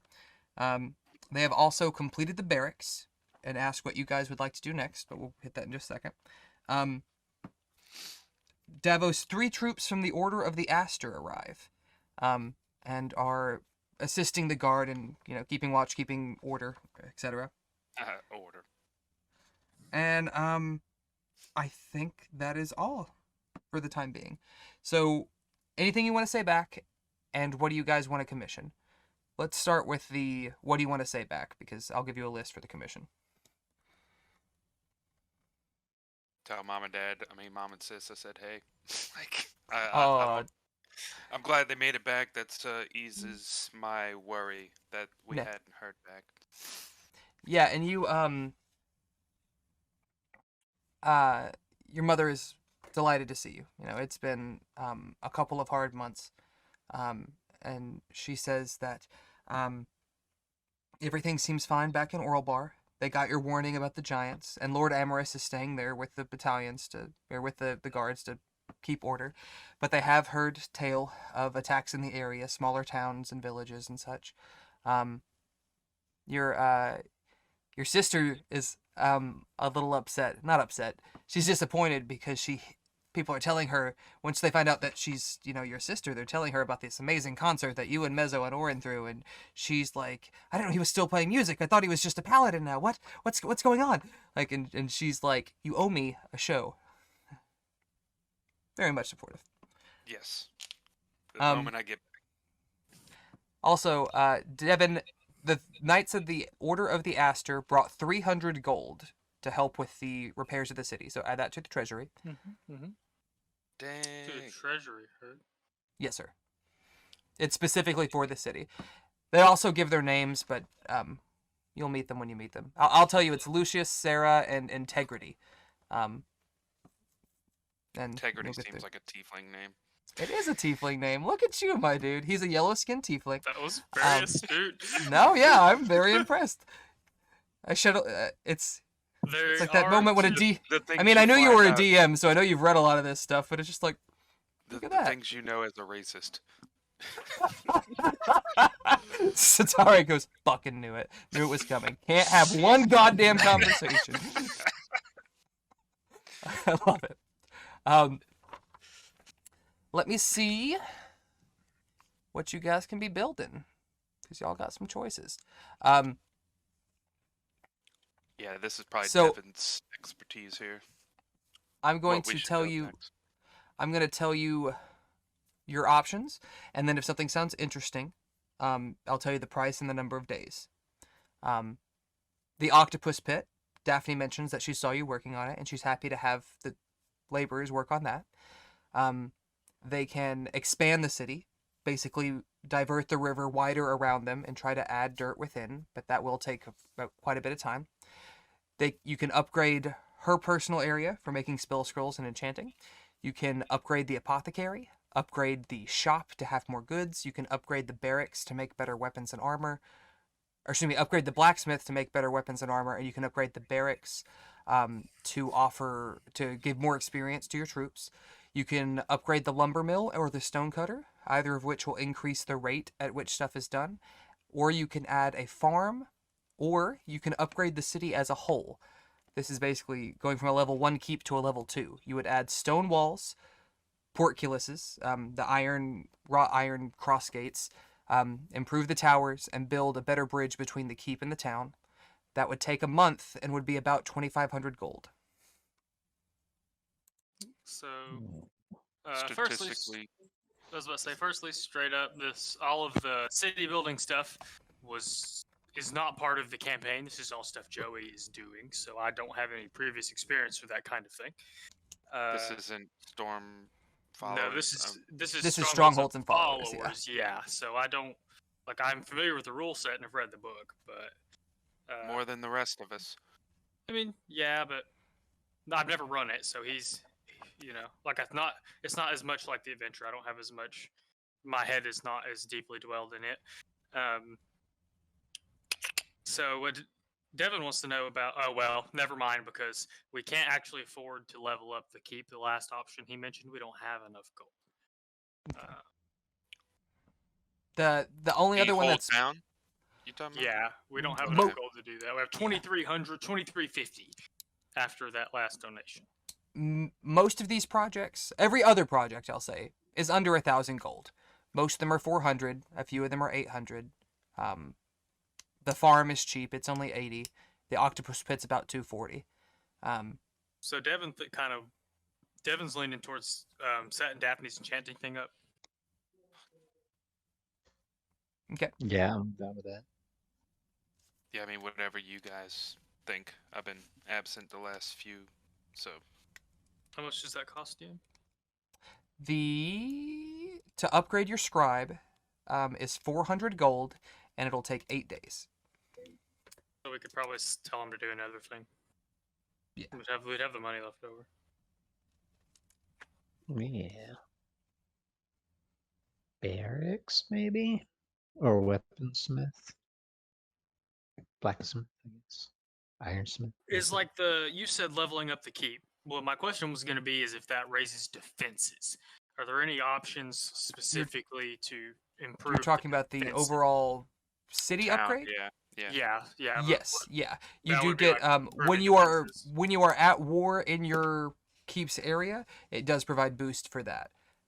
It also does increase, the guards, instead of having towers, they would have an actual wall to walk along, a stone wall instead of a palisade wall. It would increase security a good bit. But we can't afford that, so. Yeah. That would increase that particular We thing. is the can't same as start the increasing project defense. on credit and as soon as we Can get we back. takes out the loans with Walter Deeps? I mean, if you're close, probably, I mean, but they won't be able to 2350. finish it until they get the rest of the money. I mean, if we got 2350 and it's 2500. Yeah, We got loot to sell? you do with you, Technically, we're not right Yeah. in Nightstone. Well, Right. but you guys will likely be back. Well, it's So- gonna be a little while. Before you guys get to Mirabar, the city next to Khedrun, the scribe is done. Devin, Don't did worry. you die? Yes. No. Yes. Sorry. Is there something? No, don't worry about That's it. not foreboding at all. Feel about it. Yeah, no, thank you. I mean, yeah, Uh, see, there's a bar there, but that's about it. Well, you know there's a bar there? Oh, because of your thing. Yeah, yeah. Yeah, okay. Bard. I thought you said bar, and I'm like, of course Well, the fucking they bard kind would of know go what your hand in drinks are. hand, don't they? Yeah, Bard and that's fair. bards. You guys would be back before the city is done and could pay the rest of it off, if that is what you would like to do. Okay, well, Devin still thinks we should get Daphne's thing rolling because he wants to be able to produce magical items. He feels like that will be the most. No, lucrative. she's done. Like by the time you get to Mirror Bar, that will be done, and they'll be asking for the next project. I mean, we would still have to say that's what. Yeah, we but wanna then do we would only anyways. have like what 18 or 1900 gold in the treasury. Oh, Not Oh, I 20 see what you're not saying. Yeah, 2500. that you could not do. If you're within a couple hundred, I'll allow it. But if it's okay. more than then that, yeah, let's do her thing. And then And let's I'm do guessing- the armory. I would like. the blacksmith. Yeah, from Devin's Okay. point of view, it's like we'll be able to produce magical items, which hopefully we can trade to Waterdeep, and then we'll be able to. I guess the armory means we can outfit our soldiers better. Is that the It correct has a train couple of thought? perks. Before give me 2 seconds because I'm gonna actually look at the page so I don't misinform you. Nightstone Keep. So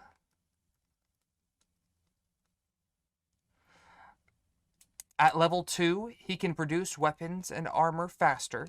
He can also begin to work on special projects. Like if you brought him special materials, Like he a would be ghillie able to suit. make improved things. Well, like, yeah, that would be a thing. Beyond something that has an effect that's not quite magical but still functional. So the ghillie suit thing would be one. You could bring him certain hides that might have certain resistances innate in them, and he could work from that. You could bring him special metals, and he could work with that as opposed to just using what he is accustomed to. You also, it does help your troops a bit. Not a whole lot, but as you increase in levels, they would get finer weapons and armor as well. I did hear a rumor that if you casted Resurrection on dragon armor, that a dragon would be reborn. That's meta, and I guess. First, you got to kill the dragon and make armor out of it. But go back to that if swamp. you You're passing find- it on the way. I was It's about to on say- the way. On the way. Technically, the soul has to be willing. That's the biggest stipulation to that spell. Oh, maybe not true resurrection. That's a 9th level spell. But I guess back to the city. Octopus Pit would just allow us to make more buildings because we don't have enough room. I'm guessing. The octopus. No, that's two separate things. There's Right, the expansion of expand the city, which they would build. You'd basically get more dirt outside of the walls. But so if you were to upgrade the city now, and then expand the walls wouldn't, or expand the land, the walls wouldn't magically move to the edges of your city. Also, it'll probably cost you a little more, nominally more, to do it once you expand the size of your city. Not by a whole hell of a lot, but a few hundred gold. How much would it be to do the barracks? I'm sorry. The scribe, the blacksmith, and an expansion. That's a pretty penny. Let me look. Okay. Oh, is it But I less guess than so. The 2300? point of the expansion though is just to be able to build more buildings. Yeah, it gives you to build more things within the city. You can Right. build things outside the walls in the immediate area, but they're not protected if you ever come under attack. Yeah. So if there's a battle at your location, they might be damaged in the process. Now, And if you that- want tomatoes, you got to go outside the wall. Mhm. Like, no, who does that? And I'm guessing that might have. I love like, it. That might like, for lack of a better term, using Civ terms, increase our population. Yes, you could build more houses to house more people. Morak does say that he has a couple of builders working on that very project because they are at a point where they have more people than they do residences, even counting the people living at the temple and the people living in the inn. So he says that he's basically, you're taking a small time penalty because he's going to add 3 houses. But the barracks, the scribe, and what was the third? Well, the armory. I'm sorry, the blacksmith, the scribe, and the. I'm expansion. sorry. The blacksmith, the scribe, and the expansion, 2,100. Leaves us We like have- 200 gold in the treasury. That's up to y'all. I would be down to. Would we be back before all that got done? Maybe not all of it. The expansion of the city, they tell you, takes 16 days. Well, It would that's normally kinda what take I mean. 20. Like they wouldn't be calling us asking us for more things to do while we're still out running around and the treasury's Depends still on. empty. Let me see, 16. I mean, either way, we won't have 22. much money to do it. So Yeah, that Yes, true. when you Well- tell Morak this, he tells you, no, yes, that would give us enough work to put us all the way through Kythorn. We could do quite a bit there. Kythor's this summer? The end of That's summer? the next month. You guys are, That's the next month. Oh. yeah. So he would give them over a Midsummer. month of work, is what he's saying. You guys would likely be back, unless you guys decide to divert. I like that plan. The 3. that we Yeah, I'm said. down. I'm down. So minus the 2100, and I'll put you down for blacksmith, scribe, and expansion. Do you have a preference of order? Oh What do you wait, think? can we work on 2 at a time now? You get a bonus to it's kind of weird. You do get to work on 2 at a time, but like if something were to take 10 days, if let's say you're doing 2 things that took 10 days, it wouldn't just be 10 days for both because you're working on 2 things. Your forces are divided. So it would take like I think 14, I think it's like 30 or 40%. Still better than 10 and then 10. Yeah, still better than 20. You're still getting it earlier, but I guess the expansion is the longest one. yeah, 16 days. That one combined I with mean, the yeah. shortest one be the first 2. The other 2 are both 8 days. The scribe and the blacksmith, because those are existing structures that they're improving. I think it makes sense to do the expansion first, especially since Morak's already said he's building houses. Makes room Okay. for. and then either one of the other one. Scribe, expand city, and oh no, and I'm glad you said the houses thing. That is what is taking your second slot currently. So Okay. it will be one after the other. But it's the thing that you guys have to do as far as like you have more people who are showing up at your town, and we'll have meta-wise a few more coming in the near future. So it's a good call. Yeah, do the expansion first. Okay, so minus the 2100 gold, expansion, scribe, blacksmith. Is that the Yeah. order? Yeah, sure. Gotcha. All right. If you guys don't have anything, we're gonna go ahead and dive into Mirabar. At some point on the Yes, sir. trip, Gulbrand wants to, and I think what he's gonna do is he's gonna ask Tally. He's gonna wait till the day he knows that they have charges on the mirror. He's going to say, "Can I borrows that?" I With pulled mirrors. the mirror out before he finishes his sentence. He's over here like, "Can I borrows that?" And when he wants to call Safine. Okay. Oh, Safine. Yes. Okay. Uh, Well, hello there, child. What you be needing from old Mama Safine? I'm actually hoping to request the favors, if it is within your powers. More like if it's within your price range, but we'll see what you're asking first, Shug. I cannot give you any monies now, as I am the middle of Unflux Nowheres. But you are the heirs awares that we own the cities, and hopefully I can recompense. But do you have the abilities to communicate over vast distances? She blinks, like, slowly. Well, clearly, Shug. With I was the people's one who knots in the fucking mirrors. Of course, Shug. No, yeah, I almost hesitated giving you that drop of blood because I can reach out to y'all whenever I need. But Can if you you reach out to someone you've never met? that is extremely difficult. Very unlikely. Are you saying to scry on someone she's never met or message somebody? Message someone she's never met. I could give it a stab, Shug, but you'd have to fill me in quite a bit. Gulbrand gives her he wants to be, because I guess he's aware at this point these are timed, these mirrors are timed or whatever, so he gives her a quick minute. but as thorough as he can description of Hydia. Okay. Describe Describe her a little bit for me. Oh god. Oh, I know what she looks like. Red-haired. Oh well, she doesn't have hair, she's Goliath now. Fuck. Well, no, she no, can. she- Goliaths can have hair. Oh well. Red-haired, tall like me, tattooed.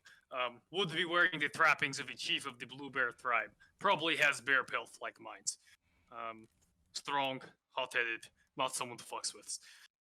He says, I would like you to deliver the message to this ones for me, if you would. I will do my best. What message? Tells her Gulbrand is sorry for her loss. Tells her he is shackled to another's paths at the moment. He wishes desperately to come homes. Walkings or on the corpse racks. Gulbrand, I guess Gulbrand doesn't know that message only has so many words. Yeah. Tell her Zions alive, obviously. And she needs to send guards to watch the stands. That's all he's gonna say.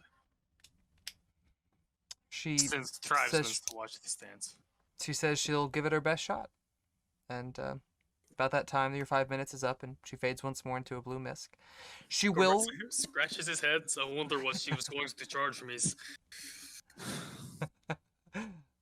She does scry back to you, not using the mirror, but actually scrying. Well, I can't see her. Like she scries to the mirror, not using the mirror's magic, but using her own magic, and it's a two-way visual. Okay. You pull up to it. And once more, her figure is there. I regret to say I was unsuccessful in my attempts.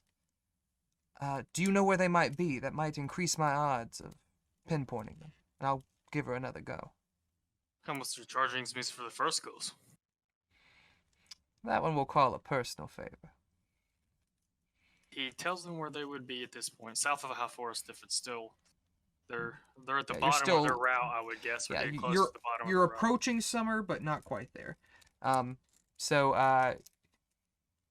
Okay. She fades once more into the mist. You boys arrive at the city of Mirabar, which most of you are fairly familiar with. It's not an enormous city, but it's pretty well known. There's two things that I think you boys want to do here, so we can expedite to those. Definitely going to holler at that girl Medli. Yeah, you have a Tiefling name. a note. No, it's a wood elf name. Oh. Yeah. You have a note that she is at the Bargewright Inn. That is two words. Bargewright and Inn. Like barges and ship. And I just think that's the funniest fucking thing. B-R-G barge. Bargewright. Bargewright Inn. It's like fun I shit. got it. I like it. Alright. So you go to the Bargewright Inn, and you are greeted by a human named Nalasker.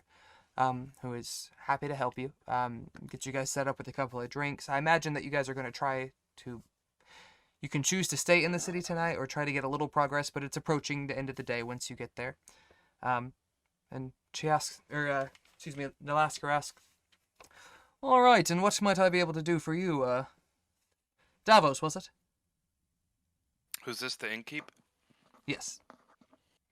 Yes. How did you know my name? I imagine there was some... He either overheard you okay. guys saying it. I Oh, was just trying to okay. specify and not be too meta. Oh, okay, I got you.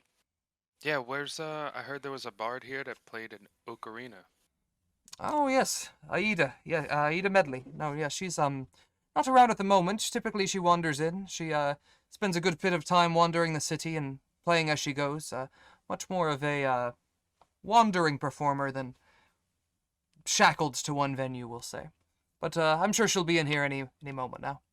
You guys enjoy your meal and your drinks, and about an hour later, a, female wood elf with dark red hair, dressed in brightly colored clothes, bangles on her wrist. Even her dress has like gold adornments, and not like expensive actual gold, but just polished bright metal. I'm going to drop this in your strongholds and followers with her name.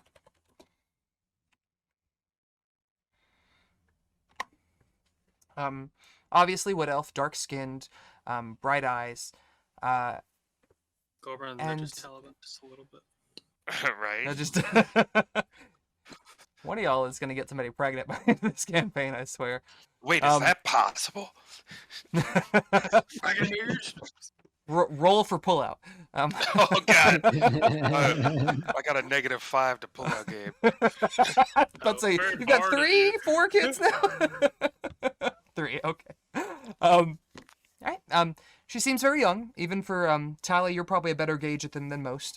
She's probably what would be a young adult, not teens, but what would be young 20s to a human in the elven lifespan. And she immediately is approaching people at the tables and talking, and you gather that she's a very familiar face around here. She comes What do up you do? to our table. No, just people that she recognizes within the bar. She doesn't, I was It gonna. isn't always that easy, bud. This is probably. I think it's the first time Gulbrand's done anything except sulk. So like half. Enjoys Yeah. it. By the way, where is the skull? It's not next to us on the table, is That's it? what I was It's in the asking. middle of the table. Like, Y'all didn't choose to conceal it, so y'all cause a little bit of a stir, but there people at this point, the Lord's Alliance has been offering bounties for about 6 months now. So it is not uncommon to see this. Might happen once every few months, but it's not unheard of. Many of people here have not seen it themselves, but have heard Gulbrand about tries it. to put it under his chair. Regarding It's 3 feet tall. It's bigger than your chair, and 3 feet diameter. So I mean, it's pretty sizable. That's not even a true scale. There we go. Can't see. as far as Ada, I was just gonna let her do her thing and maybe perform. Before I just try to recruit her, see if she's actually Scout her any out. good. Like. She doesn't seem to make a move for the stage. And if you ask the barkeep, he tells you that she doesn't perform every night. Oftentimes she'll go and perform at places in the city and gather coin as she does. And if she has a good day, she won't perform that night. Okay. I guess then I'll get up from the table, approach her, not intimidatingly or anything, very friendly, asking her, is she planning on introduce myself, Davos. Dawn You brings may have heard of. So- Am I gonna drop the title in there? Is that a... If I was the knight, I would say Sir Davos Dawnbringer to everyone I fucking. Okay. well then- You also know that Orin had met her. So she Right. has some type of, she may Right. have knowledge of you, but Right, and I would say, I know Orin. He had told me about you, and I'm interested in either seeing you play or perhaps getting together, play a song together, even. well, this is my first time. I have heard your name from Orin. We were in the band together, actually. We were with a crew of buccaneers, and we sang sea shanties, and we called ourselves 21 Pirates. Your second bad bard fun of the day. Murdered That, Orin, I have to be honest, I'm not the very means. Devin, quit being dumb. I don't know if he's singing 21 Kidding. Pilots or not. I'm singing whiskey, Johnny. Oh, okay. Well, no, I do know Zoran. He's very, very, nice. But, we did not leave on the best of terms. You see, he had lost an arm wrestling match to me, and he sort of owes me money for drinks, and, I'm not really too thrilled to see him, but, I suppose if, actually, before we do this, roll a persuasion check for me. Okay. And I would say that what I would offer to do, by the way, I got a +8 Okay. to persuasion, Solid. is oh shit. Have inspiration. You had to you brag. use it. You had to open that mouth. Uh, But what do you have say to when use you? it. if I need to use it to persuade her, then I will. But if an 11 is good enough, or do I not get to know that before rolling again? I forget how inspiration works. You get to see the roll, but I don't think you get to hear the result. I know that it is with most things. I think so. we yeah. are also So we'll getting ready to just go into a dungeon, so you use it however you feel best. I will also tell you that if you fail this check, it doesn't mean it's off the table. It just means circumstances may, you might have to. So Quid this pro quo. persuasion was just for what was already said, or what I'm about to say. what you're about to say. Okay. but I you was can- just gonna offer to pay Orin's debt to her in exchange for her performing, or if she doesn't want to perform, I guess, depending on the debt, to give us to her anyway, since Orin's my friend. Well, she kind of thinks about it for a second. Well, he was supposed to owe me 3 drinks. And that's only a few silver pieces, but that was months ago. I could have really used those drinks at some point. So I'd say there's some interest there. So instead of 3 drinks, we call it a keg. And tells you that it's 10 gold pieces, which is a pretty good bit of good bit of booze and pretty good bit of gold. Davos also knows we have table wine if we have any left. I I guess was that's gonna what say, several. like, a keg seems like a reasonable deal, but only if you will forgive Orin completely. Well, it's not like I want to be mad at him, and really I'm not a mean-spirited person. I don't hold a grudge against him, but it's kind of weird to be like, you owe me something, but this will level out those terms a little bit. But if you're wanting to have me join your band, I guess, I think I need to try and play with you. Yeah. Musically, I mean. Oh, Do you jeez. you played with Orin. You're a member of his old band, yes? Yes, the Fae Fighters. He taught me a few songs. And I think we could try to play one and see how we do. Which ones are you? Do you know? I agree. Yes. She whispers in your ear, so I'll just DM it to you. Okay. Gulbrand Snickers. I'm not gonna actually sing, am I? Oh, you've got to now. It's also not a Foo Fighter song. No, right? But finding an Ocarina cover was a lot harder than I thought it would be. Damn it! Or any Jeez. fucking wind instrument. Yeah, I don't even know how we would do Because this. the wind instruments are Oh, inferior just to wait. brass. You'll roll a performance check, but Davos and Medli, take the stage. This inn does have a proper stage set up. It is not like the others where it's been sort of tables and crates and stuff. And if I could get this to work right. I feel like I say that before each and every one of these musical performances. Anything you want to say before you begin the performance? I mean, so she told me it's been a while since. It's been a while. Played. Sorry. That's not the song, by the way. Just so you guys. But it's always been one of my more favorite ones. So, guess yeah. Do you want to choice. talk about anything that inspired this song? I know I'm kind of putting you on the spot, so you don't have to say anything there if you want.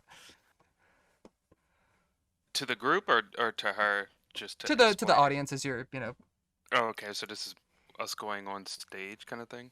yeah. You could choose to have it be directly to her if you want, but I was thinking more to the bar. Right. Here's a little song that actually I wrote after a bad breakup. Bad breakup. Oh, goes Aida. And you see a few people chuckle, and you gather she's got a very charismatic presence, and they, sort of get so a kick out of. This is to Helena, that bitch. This is part of the My Alchemical Romance album. Right. And I chug. Chug. Oof. Oh, I'm sorry. Finish off the drink.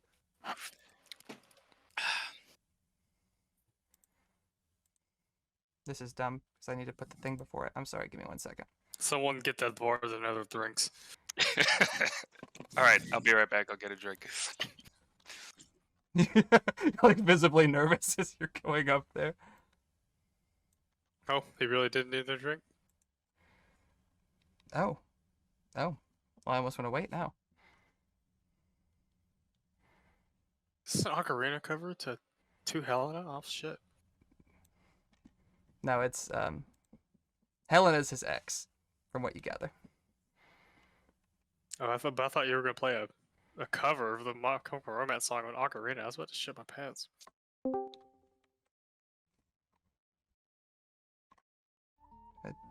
Adjust volume as needed. Oh, Jesus. Oh god. With a deep breath, she begins to play a familiar tune to you, Davos, and you join in with the bass line in the background in the second verse.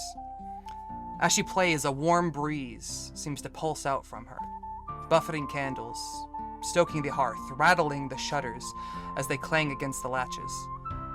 And Davos, as you play, you feel a rush of memories come back to you. Like you and Timpani working on the medley for weeks, or burning the midnight wax with Orin as you two hashed out lyrics. It was an older tune, but it was special for that very reason. This was the song that really took off in Loudwater and got you guys recurring gigs, and this was what sort of assured you that your time spent strumming was not time wasted. And here you are, the furthest you've ever been from home, playing the very same song with a woman who you didn't know an hour ago, to a tavern full of people who are shaking their heads in time to the rhythm. And you gather that she's played this for them before, that your music has gone way further than you've ever thought possible. Your smile is infectious, and you can't help but sing the words. Go ahead, start singing. No. I'm not gonna put you on the spot, but and with that, you have your second performance in the last couple of sessions. Third, actually, now that I'm thinking about it. I will let that play through as it's almost done, but as you guys finish, the wind becomes more and more powerful, and it actually begins to extinguish candles across tables and knock over a few small objects. And it's very weird. You've played, you saw Mezzo play and produce fire, and you're seeing this woman produce wind? Seem to manipulate it, seem to just buffet it off, and you're beginning to realize that the bards Orin sent you out to get were not ordinary bards. And you feel a bit of excitement. This is something that you would have never thought possible. And here you are, playing to people who know your music and love your music. And as the song ends, a uproarious applause rises from the inn as you guys do an encore, apparently. Joey, can I have a link to that? It's in chat. Trust me, for the final battle, you guys are going to basically be hearing all these songs again. This is special selections of these songs. This is your game soundtrack right here. You do burn a CD to send to everybody. I see it now. Sorry. Storm King soundtrack. It'll be a YouTube playlist. I actually have it on YouTube now, but I'm not going to share it with you guys until you get to that point. We can't ruin the surprises.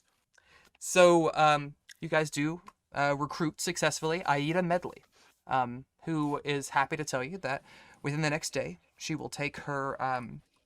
She will load up the keg that you have paid for, and make her way down to Nightstone. And it will take her some time to arrive, but you get making her way downtown. But making her way. And she plays another song.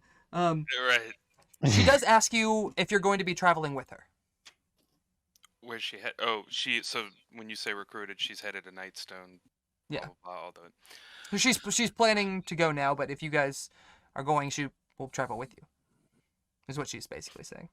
Yeah, we're not headed there now. Where are you going? Take a stop. Stop Drop where? off this skull. That's. I couldn't help but notice it. It's kind of enormous. Like, where are you taking it? We hear that a lot. She punches you, and it's surprisingly stout. Like, I mean, she's not swole or anything, but I mean, she's not scrawny either.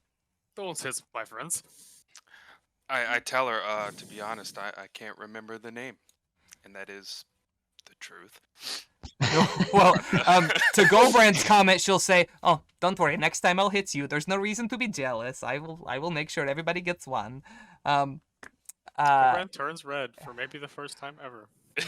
And you're green. That's really hard to do. That's Alabaster, thank you. He looks like marble. How are you? Marble colored. Are you? Your image Yeah. isn't. Okay. Most Goliaths are like, that's why they're stone skinned or whatever. They look kind of like they're made of stone. Huh. A little I bit. thought you were like an olive color, like a very light green. No, I think it's meant to But- be alabaster. I can look it up. Gotcha. That's pretty interesting. I tell Um, Aida to be careful. He's got a thing for the darker skinned ones. Pink is not the dark colors. Is she pink? So she No, she sorry, I was is referencing no she's Daphne, 'cause y'all are oh fucking gotcha. riveting about no, Daphne. no. She No, will you say like the tieflings too. all the tieflings. Well, I mean, if you're heading, south, I could go with you. But if you're heading north, and she sort of looks you guys up and down, you're gonna be pretty cold. It's freezing up there. Do you know where you're? Do you have better clothes? I'm assuming we are heading north. You are. Yeah. Do No. we need better clothes? Yeah. She's telling you that if you're going to go to the spine of the world, you need That's some the better clothes. DM. Hint, There- hint. Wink, wink. There are two And- exceptions. There are two exceptions. Gulbrand has cold resistance, so you are okay if you choose not to. And Bergen, since you reside, since you're from the Icewind Dale, I would imagine that you have a pair of winter clothing on you. But for the Okay. other three of you, you guys do need to get some new threads. And where would we go about getting these?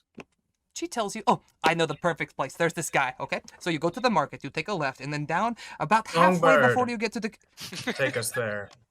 If you don't Perfect. mind. And she prances out the inn, and you guys follow, and she takes you to a just like she said, past the market to the left, goes about halfway to the keep, and there is a tailor there, a shop set up, and the sign says, "Make it so, SEW." Jeez, and, Joey's on uh, fire He tonight. is. Dude, all the puns. Also, cannot take full credit. Reddit has been a huge assistance. Anywho, you go in, and there is a large, blonde-haired human, and who goes, "Hello, how can I help you?" Oh god, is he the dude from Frozen? His name is Oaken. Yes, my name is Oaken. Nice to meet you. Thank you. Not of we Oaken's are wandering from, trade post, but Oaken's make it so. What Need to would get we some like? pelts. What would to make it to the spine of the world? Oh, going hiking up in the peaks. That's very nice this time of year. You've Yeah, chosen we well. got a It's just couple starting to thaw. mushrooms. Figured a nice little camping trip for the week. Mushrooms in freezing temperatures sounds like a terrible I idea. was, I just yeah, I wanna was gonna say, like, oh. That's how you die. Yeah, they don't even know, like, oh, talk about falling off a mountain. Oh. Jeez. You do. He does. Oh yes, he does tell you that he can get you a set of winter clothing. It's all fur lined, made of tan hides. It has like a woolen knit interior. Comes with a coat, cloak, socks, hat, the full, head to toe get up for 10 gold pieces. Does not give you cold, or 10 pieces each, I should say. Right. Does not give you cold resistance, but it does make the effects of cold weather dry cold weather, he specifies. It does make the effects of dry cold weather make you impervious to them. Yeah, Tally tosses the previously bought cloak onto the table in front of him and says, 8 gold, cloak provided.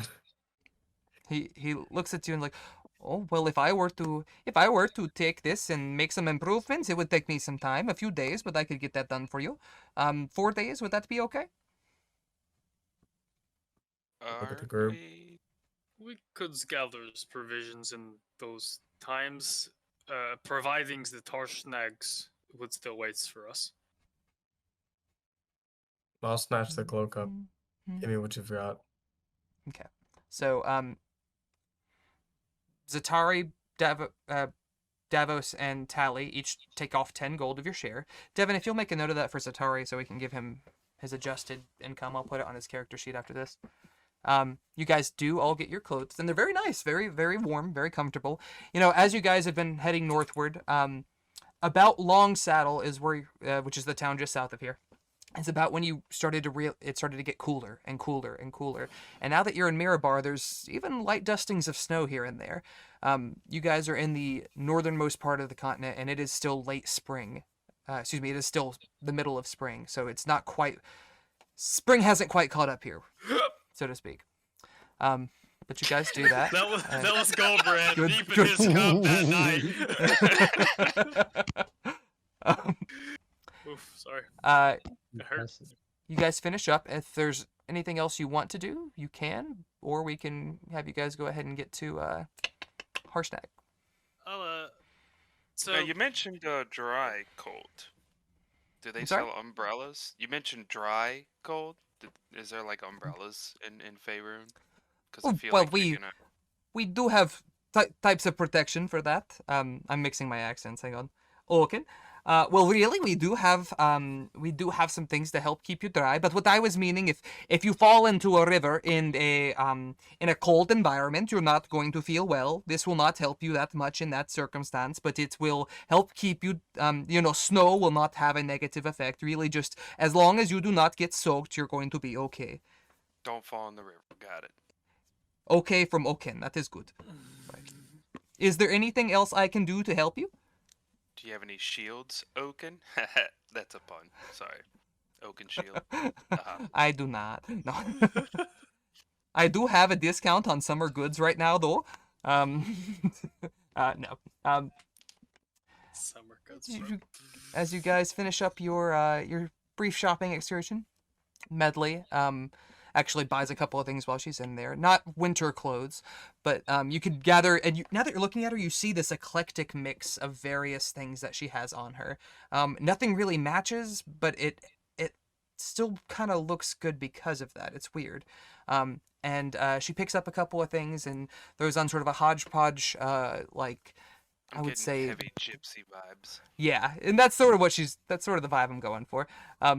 She throws on a large light blue cloak and gets a new hat, and you gather that she had a good day out on the streets. And even at the end of the at the end of the song, some people did throw coins on the stage, which she is happy to split with you.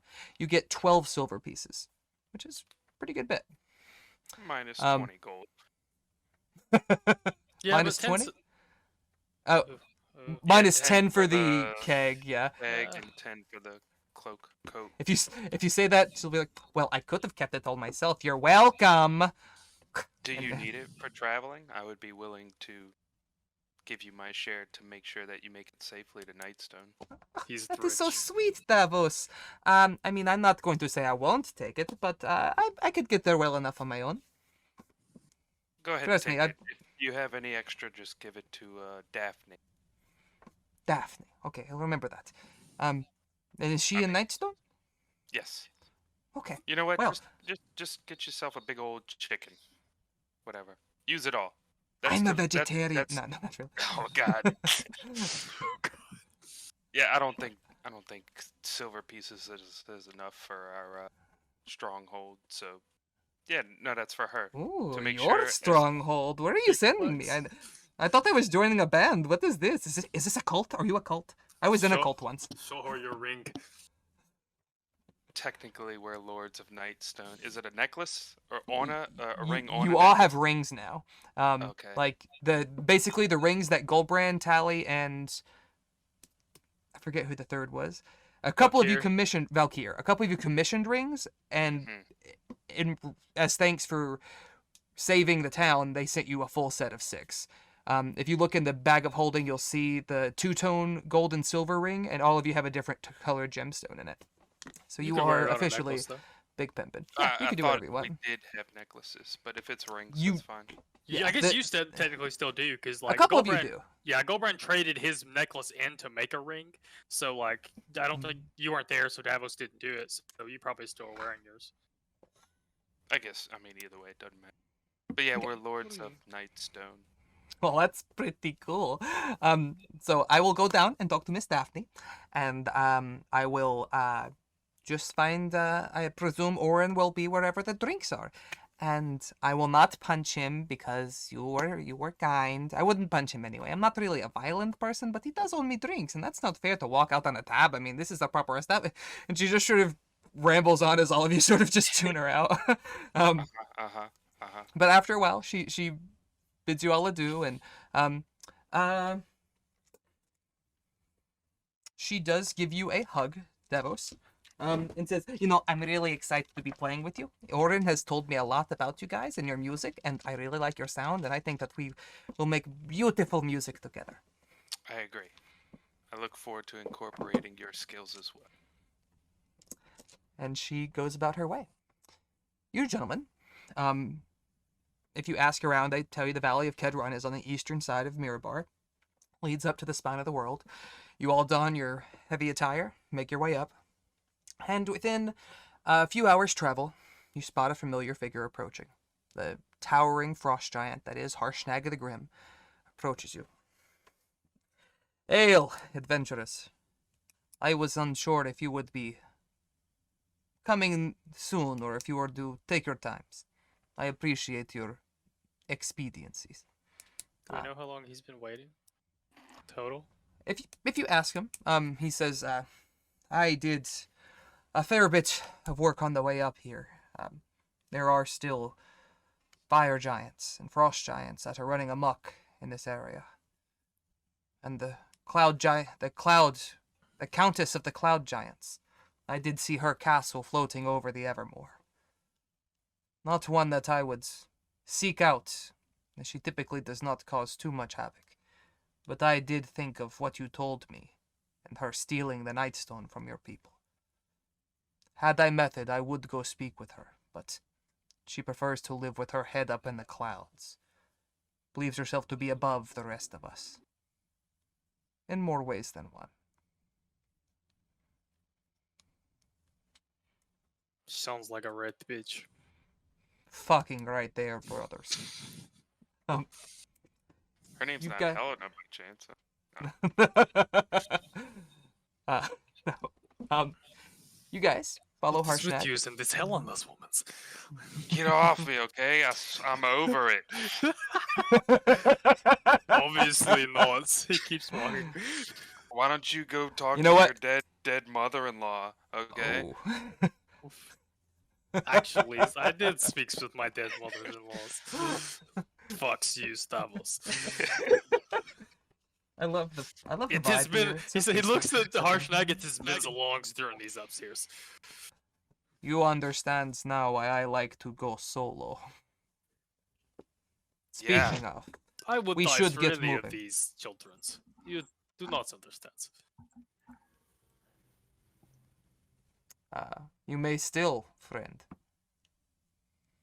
Finally. Gulbrand has that millennial attitude of ready for death, kill me now. All right, you guys do continue. He tells you it's going to be a 3-day trek. You go through a day and another. And toward the end of the second day, we'll say, you come to, at this point, you guys are climbing steadily in altitude. At the start of the second day, you got to the base of actual mountains and began to make your way up steep cliffs, pouring snow, snowdrifts along both sides. It's precarious. As you go, there's a point where one of you goes to step, an entire chunk of snow breaks off, and there was no dirt underneath, and you nearly fall down into the valley, but are able to catch yourself and regain your footing. You make your way up higher and higher. The air gets thinner, and it gets colder. Even with your clothes, you are comfortable, but the exposed parts of you, which pretty much at this point is just your face, as gloves were included in that, your face is freezing. arranges his cloak to his bear skin. I mentioned before, it's massive. It's a blue bear skin. Yeah. So he will arrange it in a winter form, but does not need anything else. Because you guys got the clothing, you don't have to make any checks or take any cold damage. But toward the end of the second day, you come to a bridge over a ravine connecting what is essentially two separate mountains together to continue your ascent upward. Can Tally and Bergen roll a perception check for me? Big PPs. Big PP! It's not this weather. Right? Ooh. Oh wow, I was right. That The sucks. bridge is Yeah. the bridge is coated in a thin bit of ice. It is wooden in build, but is not immune to the elements, and you gather that you're going to need to be a little cautious going over it. Do you Yeah. gentlemen want to take the bridge, or do you want to seek another way of going across? Or Well, first we let the rest of the party know and then see what they think too. Yeah. Eyes can make fires. I Harshnag wonder. is it- Have you comes this way before? So he's gonna ask Harshnag. Harshnag shakes his head. I have heard of the Eye of the All-Father, and I know the way here. It is not common knowledge. This is my first pilgrimage. Not being on good terms with my kin, I never thought it's wise to risk running into some of them. Holds this, he says to whoever's standing next to him, and like hands the skull to them.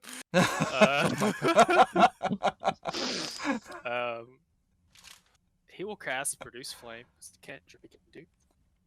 Okay. And he will try to... He's not going to keep going if he's like obviously about to catch the bridge on fire, but he will try to use Produce Flame to like... Because he can throw it, like it's an attack, kind of like Firebolt. It's quite the opposite. It is, you're melting stuff slowly, and as it sort of you turn a small section to liquid and move on to another, and by the time you get a few feet away, this one's already started to freeze up again. It's very slow going for the amount of... This is a bridge built by giants for giants.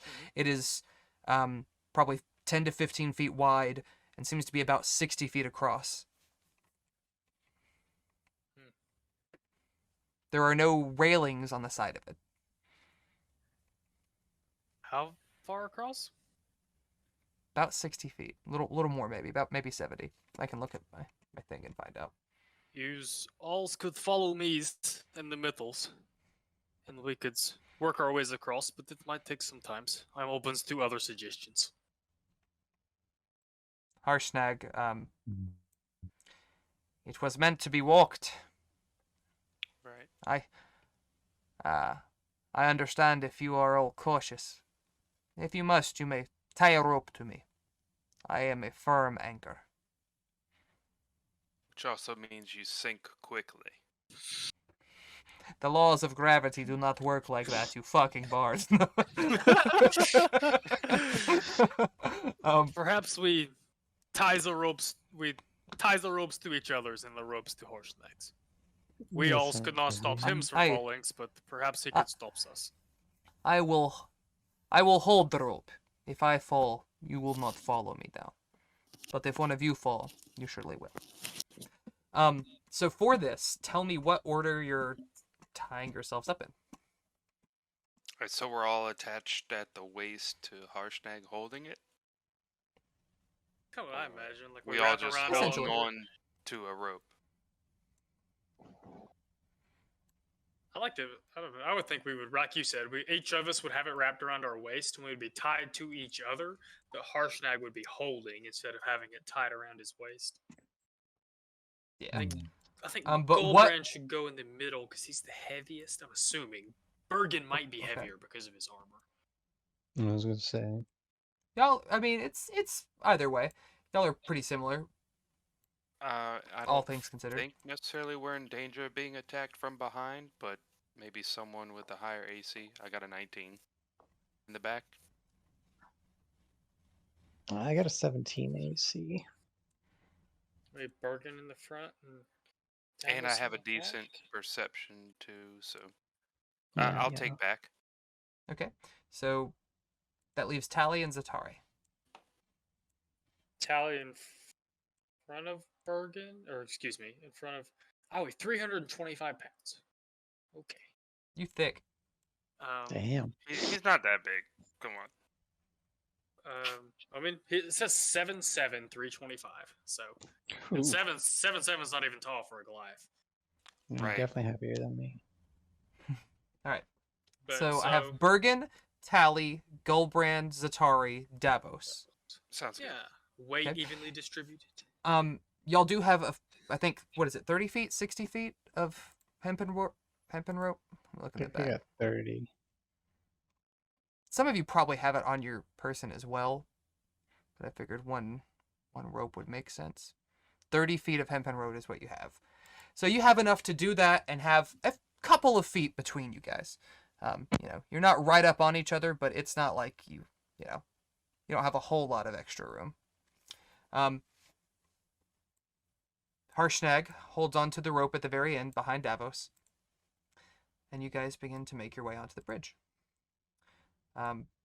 Bergen, you lead the way. Roll a perception check for me. You son of a bitch. Damn, kid some. Finally. There's our cleric. Say prayers to your gods. He damn straight did. As you're going over the pit, you get about halfway, and you see two figures on the opposite side shift. Your 25 saves you from being surprised, but through this blizzard, you see two Yetis, tall, nearly 8 feet, thick arms covered in fur, snarling faces with large teeth, horns coming out of their head. And you very much get why they called Miros the blacksmith the Yeti. The thick white shag fur is intimidating. And with that, we're gonna roll some initiative. It's 4 till midnight. We can knock this out, or we can start it next week. I'll leave that up to y'all. I'm here to stay. How long do you think it'll take? Roughly? A half hour? It's not a huge encounter. And y'all do have Harshnag. Yeah, I think we'll be alright. I think I'm down. Okay. Let me get you boys on the right map. Welcome to the Snowy Pass. Da-da-dun. Ba, ba, ba, ba, ba. Cool, man. So, I need to roll for Zatari and Gulbrand, but I have to pee. I'm gonna do that. Be right back. You may do that. The rest of you can go ahead and start rolling. Initiative. Wow. Bloop, bloop, bloop, bloop. Anyone Okay, hold? now I don't feel so bad. Why don't you feel bad? Because Bergen rolled lower. Yeah, my initiative's usually not too great. It's always good when you can be like, yeah, better than that guy. That's Schadenfreude for you right there. I mean, technically he rolled better, but my modifier gave me higher. Mm.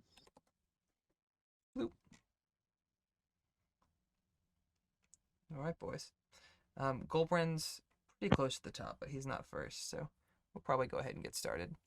Well, he rolled for Zatari. Yeah. Oh, you're right. Well, was anyone running Zatari before?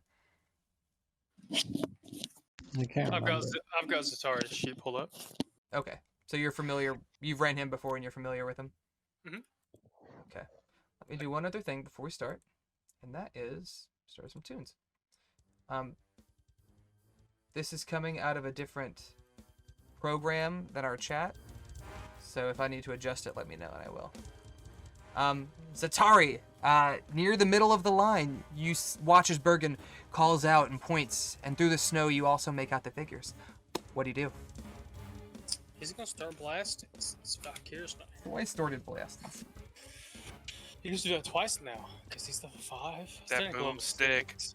Yeah, he gonna take out his pepper box, and assuming he can hit from there, he will You can. pop. Which one you hitting? It's Both. 5 foot. 5 foot square. So you're doing one to each. Okay. So the Yes. first will be to the left wing. Go ahead and roll. Not pepper spray, pepper box. Yes, sir. Roll, damn it. Oh, a There. 14 does hit, but the 3 is not much. And the second one? Much better. The 13 just barely hits. Zatari immediately pop. And the Yetis look a little stunned. Oh. I'm so sorry. Give me 1 second. Okay. He gets in a couple of good hits, and the Yeti seem a little stunned and surprised, not familiar with this, and they sort of give out a as they get a little furious from the blow. Gulbrand. Does it cost action economy to cut the rope away from my waist? I would say it would take at least a bonus action. Oh, you've got two sides of rope. So you've got one in front of you, one behind you.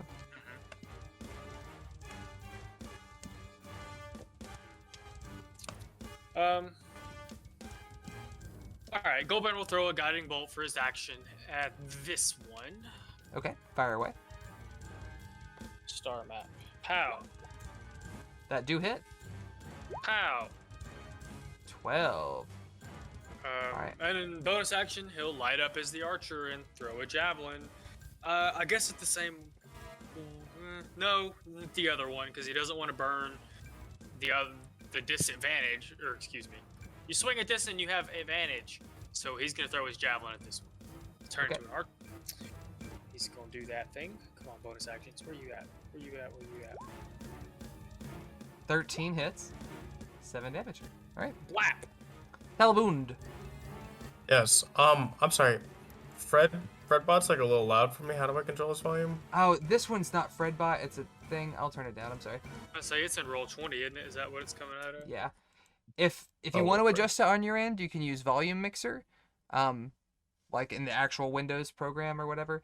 But I will drop it a bit. I'll also go to one that's a little less Let me see. I can just up there. I can adjust in roll 20 now that I know that that's the source as well. Oh, cool. Okay. All right. What you got, Tally? I am going to. Let's see. You can get sneak attack on the one on the left. Go Yeah. for you. I appreciate that. In which case, yeah, I'll just unload on the one on the left. All of my new level up. I'm gonna link it in BTT just to put it up there. When I take the attack action on my first round in combat, I can basically get second attack. So 2 for him. For which one? The one on the left. Okay. Both those hit. Roll damage. That would be crit and. Isn't that technically the first hit because he had advantage? Oh, technically yes. So, because that's until your another- next turn, right? One more attack then? One more roll to hit? Two more attacks, yeah. 2 more. One more attack. Well, because you he can do one more because your crit. You know, you're not going to roll anything higher than the crit, so we'll count that as the first swing. Roll one more for okay, same thing. So I hate it when the crit's low. That always sucks. Yeah. All right. So you watch as this one Yeti gets shot, gets guiding bolted, gets Kai Karim's twice, and is looking pretty rough. He's bloodied. That would also be sneak attacks, yeah? You don't have an ally within 5 feet of them? But he has advantage, which is He does have Because advantage, of, you're right. because yeah. of guiding bolt. Yeah. In which case that would be that damage that blue? for sneak attack. Bloop. Is that not also technically doubled because crit? I don't think sneak attack gets I don't think sneak attack is doubled. It's all dice, just not modifiers. Look it up real quick, and if so, I'll add it again. But, because even that's technically it's 2 dice. It's not a dice and a modifier.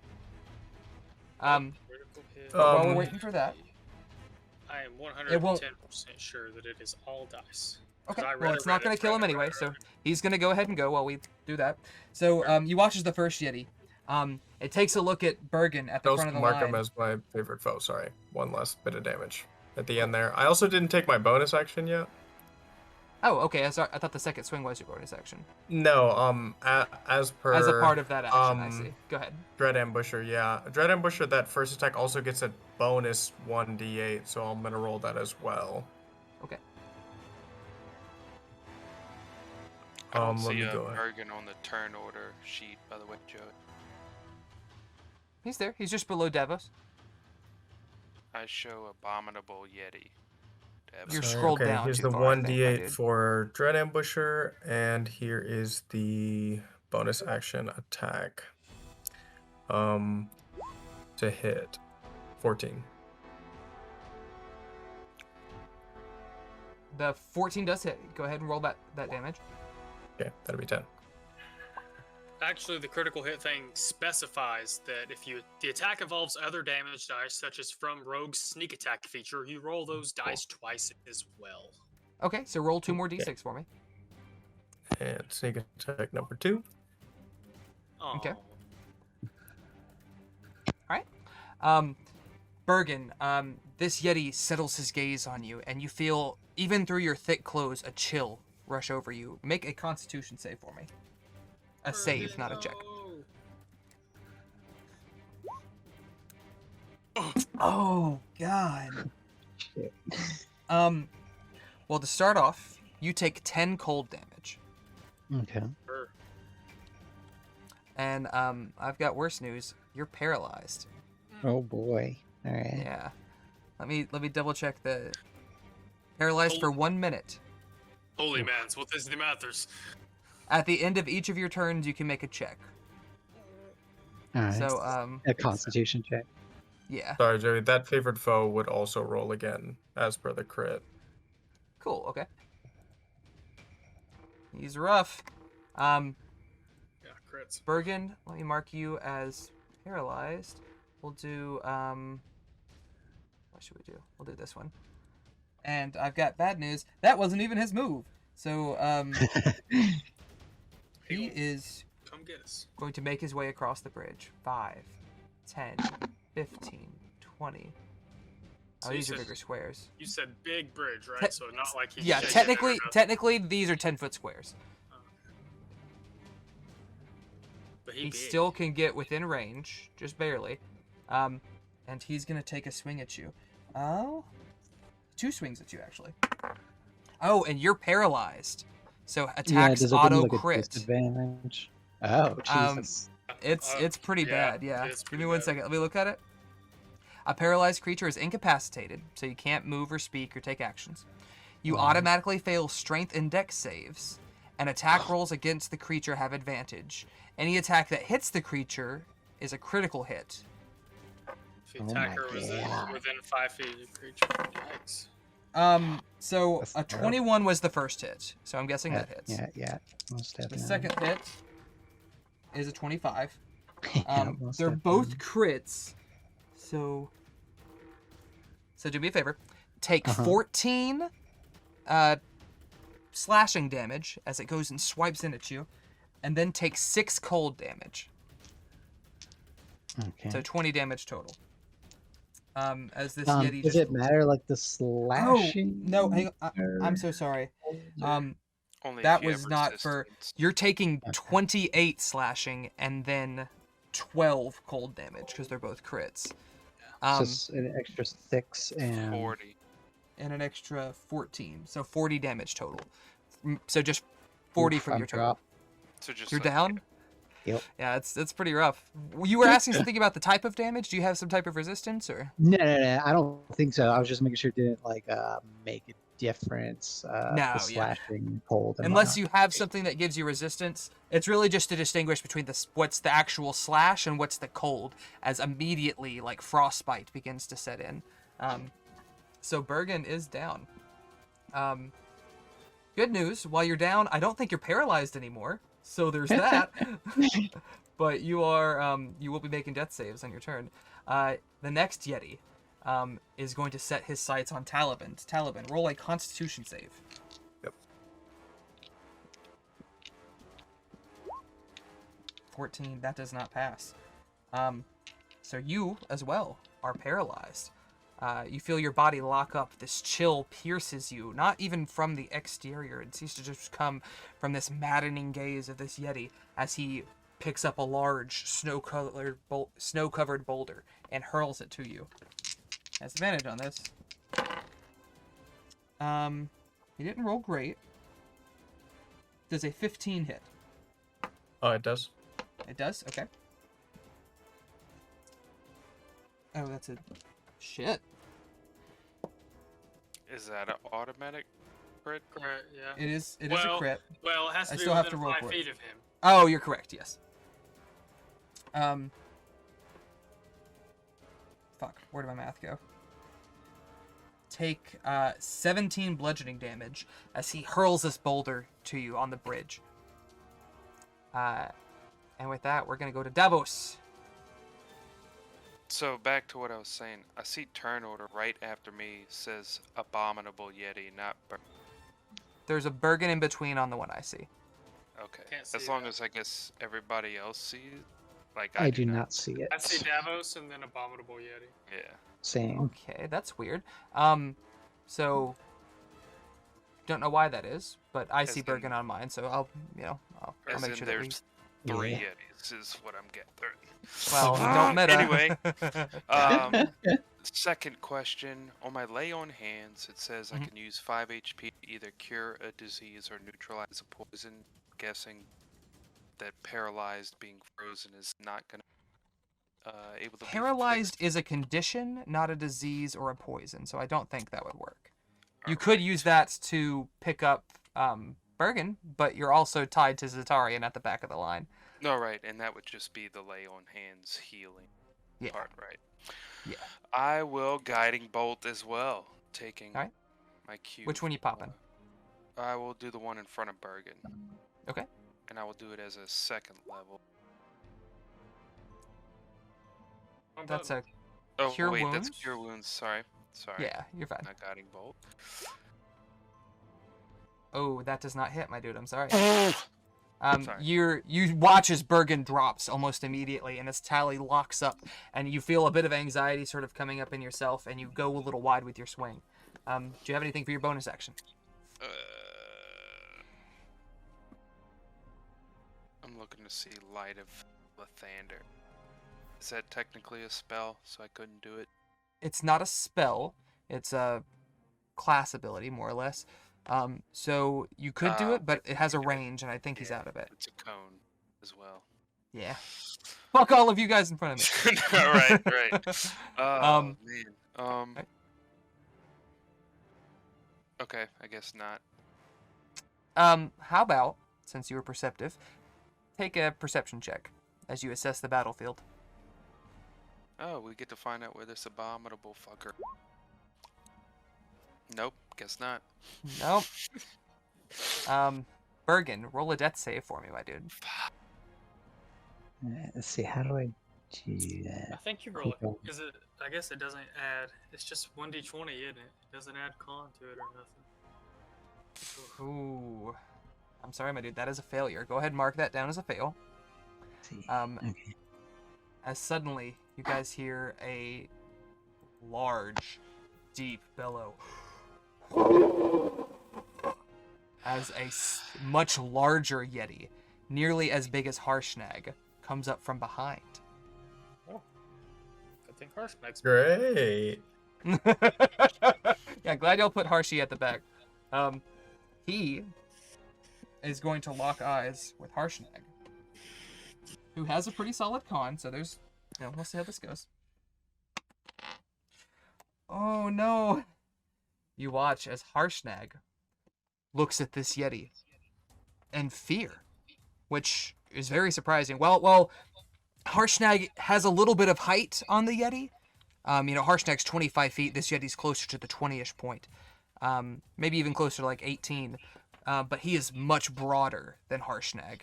And he locks eyes with Harshnag, and he goes cold. He is going to rush up. He gets to move more. What does he move? Okay. 10, 20, 30, 40. Does he have reach?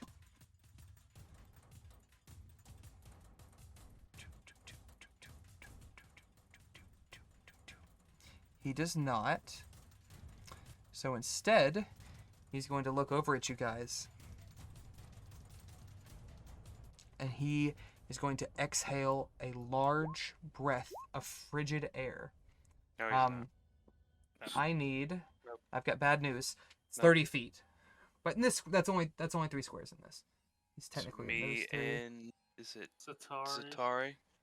Well, Um, Harshnag takes up quite you- a few squares. Well, you guys are also, while this is 10-foot squares, your tokens are bigger than they should be. You guys are tied to each other less than 2 feet apart. So from end to end, 2 feet plus your body weight.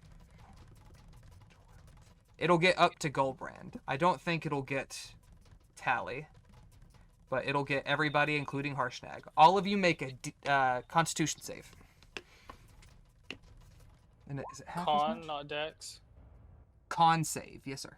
Purge. That's one Save. fail. What's on here? One pass. 2 Oof. fails. I got some bad news. So Tally, you're good. Duh. Well, you're still gonna take some stuff. Is it but, Tally or Zatari that needs to roll anyway? Oh, Zatari needs to roll. I Devin, got if you'll do that for me, thank you, sir. Let me also mark Harshnag as paralyzed before I forget it. All right, three fails. Yeah.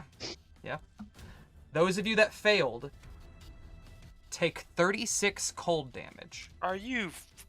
That's We all cut- failed. But that's cut in half for Gulbrand because he resists. Yeah, frost Gulbrand has damage. resistance. Tally,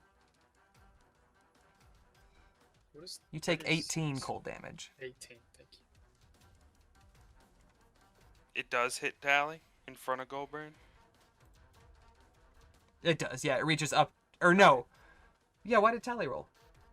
I 'Cause you think said I'm sorry, Tally originally, we but- thought Tally was Yeah, we got Zatari or confused. whatever. Because Zatari Oh, takes I the see. full amount. Zatari takes the full amount.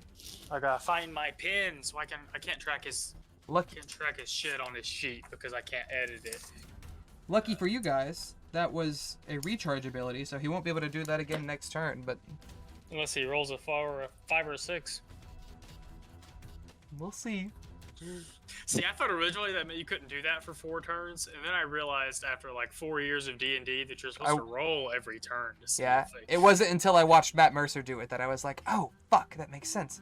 You said um, 38 damage? 36 damage. Zatari not Um, looking good, friends. That's going to bring it to Harshnag. Oh, and I apologize. I'm going to change the narrative just a little bit. Harshnag, as a legendary giant, has legendary resistances. He is yeah, going to he does. choose to pass that check instead of fail. Sorry, I forgot about that until I looked at it. Which y'all better be happy for, because y'all losing him for a turn would have been a pretty... he is going to take Gert's Great Axe, the axe that you, Gulbrand, are familiar with.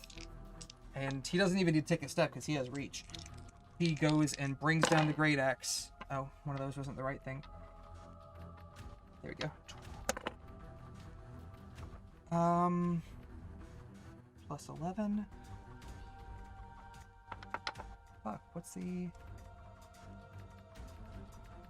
Both of those hit. Okay, just barely, but both of those do. And that is going to do a frick ton of damage. Gulbrand does a combined 52 damage. This Harshnag. big old frosty boy. He is not bloodied. He'll get there.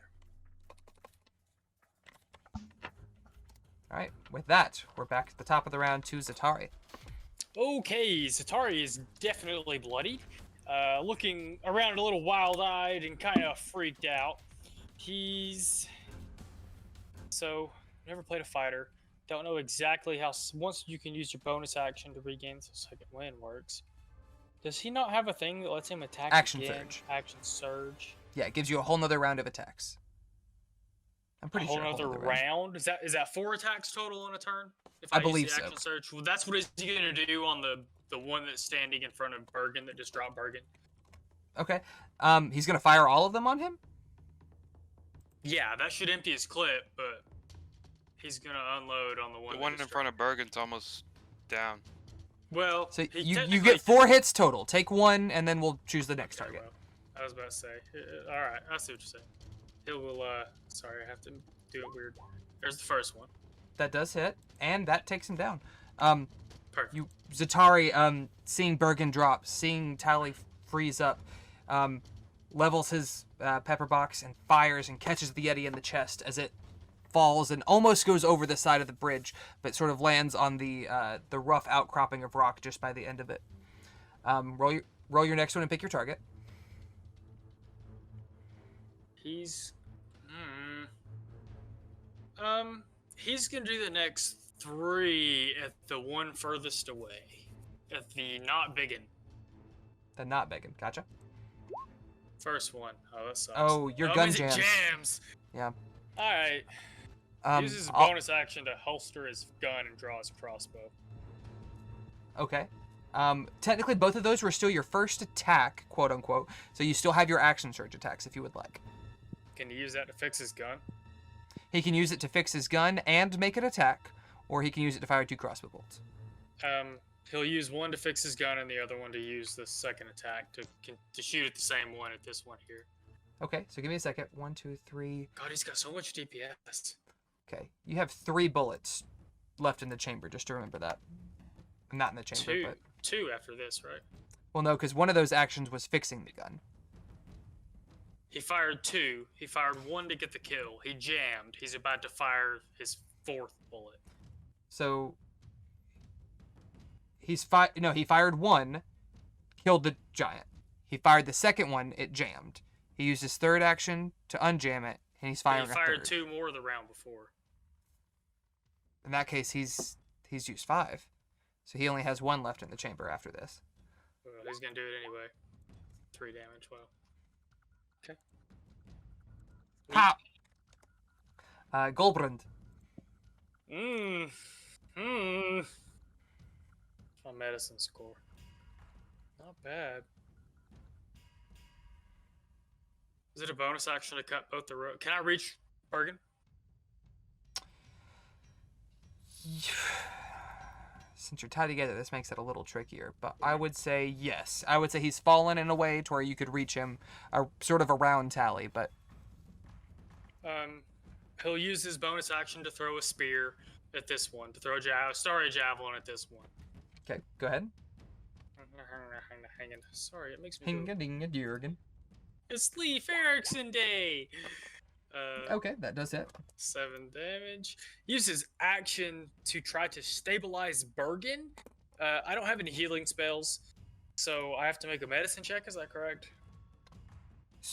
If you're proficient in medicine, I don't think you need to, but I will confirm that real quick. I am Hey, not look. proficient in medicine. I think it's only like DC 10 though. I don't think it's hard.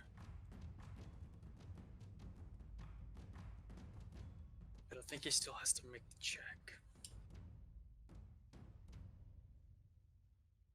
Okay, so stabilizing, if a character drops to 0, they must be healed or stabilized. If you have a healer's kit, you don't have to make a check. Do you have a healer's kit? Nope. Okay, so you have to make a medicine check. That does not pass. Nope. Okay. You would know that doesn't put him at 0. That doesn't stabilize him. That just gives him a positive save. This brings us to Taliband. Roll another con save for me, my dude.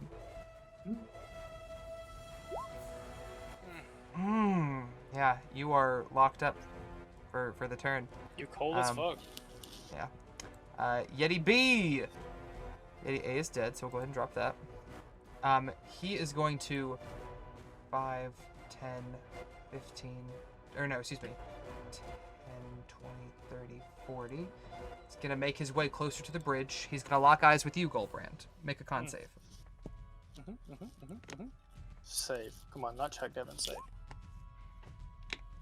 Oh, that fails. Heard. Just barely. It's a 15 save. You boys Okay. getting rough.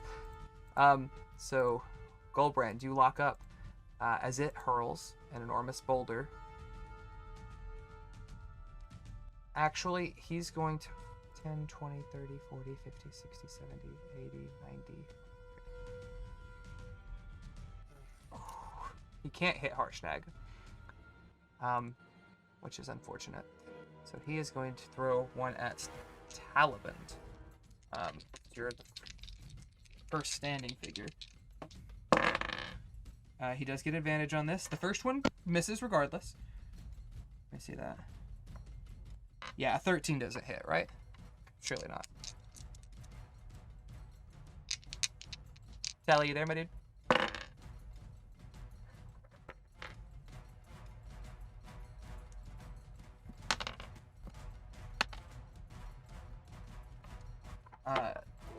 Talabundo, are you present? Okay, so he just hurled a rock at you. The first. Oh no, he only gets one rock attack. He misses. Bless. So it is gonna bring us to Davos' turn. I'm gonna cure some Bergen. Second slot. Get him. How much you popping him for? Cure Wounds is a touch spell. Oh, you mother! I didn't. You're at the back of the line, tied to Zatari. I will say Harshnag has dropped your rope. You're not like bound to him, but so you could probably get around Zatari up to where Gulbrand is. I would say if Gulbrand could have reached him, that you probably can too. You might pull Zatari a couple of feet, but you can do that with your remaining movement speed. You're saying I can go up there and heal him? Yeah. All right, I'm gonna do that. 10 points. So, Bergen, you come to consciousness on this frigid bridge. The last thing you remember seeing was this enormous Yeti looming over you, and as you come to, you're, in a panic. You're on the ground, you're prone, but for now, you are alive. Oh, nice, thank you, sir. That is gonna actually, it's your turn next. Shit. All right. Damn. All right. So Calvin's still all jacked up. What is he frozen now? What is? It's not paralyzed, right? Halibut is paralyzed. Yes. Paralyzed. Okay. Let me see what I got here real quick. I'm not sure. I think a lesser restoration. I was gonna say I thought I had something for that, but it might just lesser restoration. That would work on this. All right. Yeah, I'm going to do that with my action. Okay. So you lay your hands on Talaband as you come to. You don't even stand. You just grab him by the ankle as you see him locked up in the same way that you were. And Tally, you feel this warmth sort of emanate and sort of shake off that chill, and you come to, and look down to see Bergen having just restored you. It's a bit cold out, isn't it, fellas? For my bonus action, can I drink a potion? Yeah. Word. Abso-freaking-lutely, my dude. Alright. I will mark that in the bag of holding. Thank you, sir. What do I roll for that? Also, what was that, Bergen? What do I roll for that? Is it 2d4? It's a 2d4 plus 2 for the regular potion. 2d4 plus 2. So 6 hit points. Word. And a little better. You're still, on a frozen bridge over a giant ravine between two Yetis, but you're fine. Mm-hmm. You guys two saw me Yetis go one limping shot. over there to heal Bergen, by the way. Fair though. It is the Abominable Yeti's turn. I should also tell you guys that once the Yeti has gazed at you, you are immune to the Yeti's gaze. But if you are petrified by the small Yeti, the big Yeti can still petrify you. He's special. And vice versa. No, if the big Yeti scares you, the little Yeti don't scare you. Okay. But if the little Yeti scares you, the big Yeti still can. So With basically, that, Tally and Bergen. He's gonna lock eyes with Zatari. Zatari, make a con save. Can he just say he was looking away at his shoes? 24. He's busy jamming his gun. Yeah, That's- exactly. He's looking up like, goddamn fucking Yeti.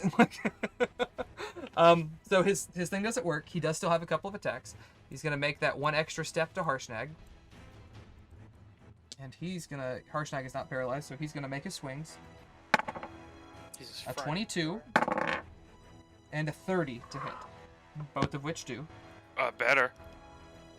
Barely. I mean, he has a 21 armor What? class. Harshnag's stacked. Jesus! So that's 2 hits. And it's slashing and cold damage, but Harshnag resists the cold. 7, 28... 35 damage to Harshnag. Dying. Harshnag does not seem bothered by it. He is. There was no Tough. opportunity attack? He didn't You leave don't get an anybody, opportunity attack when they enter your range, unless you have that feat. You only get the opportunity attack when they leave. That's going to bring us to Harshnag, who is now all sorts of pissed off, and he's going to go ahead and make 2 more swings with his Great Axe. What's that 0 next to hashtag me? It's the I don't bottom know, of I the don't- initiative order. It was weird, though, because it didn't let me roll for it. I was going to put him at the end of all of you guys anyway, but let me look at one thing. Thought it might have been a cool ability you were skimping out on. The first one hits. The second one hits. Harshnag goes and does 2 vicious cleaves against this guy. Deals a hefty chunk of damage.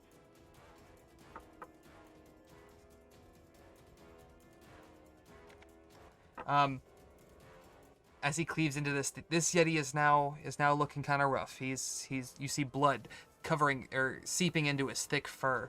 Harshnag also battered a bit, but not nearly as in rough shape as this guy. Zatari, who's just unjammed his gun. What you got? And has 1 bullet. How does that work? Is it an action for him to reload? I don't think it's an action. I think it's an attack. But go ahead and do your thing, and I'll double check. Meaning he can fire the last one and use his second attack to reload? I think so, but I'm gonna double check. Okay. That's what he's gonna do. That's what he can do. Go ahead and roll the first one. Pick your target. It's gonna be this guy up here. It's not quite gotten to us yet. Pow! Oh, sorry. Gotta click You can again. use an. Pow! Okay. I'm sorry. Were you doing that to the big one or the small one? This small one. Okay. It is. You can use an attack to do it, so you can reload with that. So you're back to 6. Okay. He's already used his whatchamacallit, his whatchicajigger, so he can't do that again. Doesn't has any bonus actions. I believe that's all he's got for him. He can use Second Wind to get hit points back as a bonus, I think. I can't mark might that, not. but he will do it. 1d10 plus Okay. 5. Go ahead and roll that, my dude. What do you? Oh, I didn't put an R. Good job, Devin. So, And since Taliband and Gulbrand had the 8, same 9, initiative, 10, 11, 12. we're gonna jump to Tally, and that'll give Gulbrand a second to look as his stat. So you're not back to back. Taliband. Yep. What you got, my dude? 35. Let's see.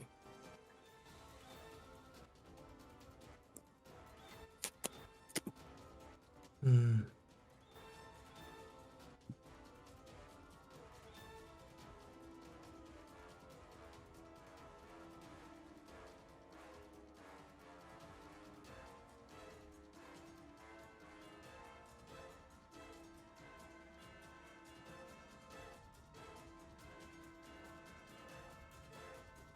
What you got, man? Does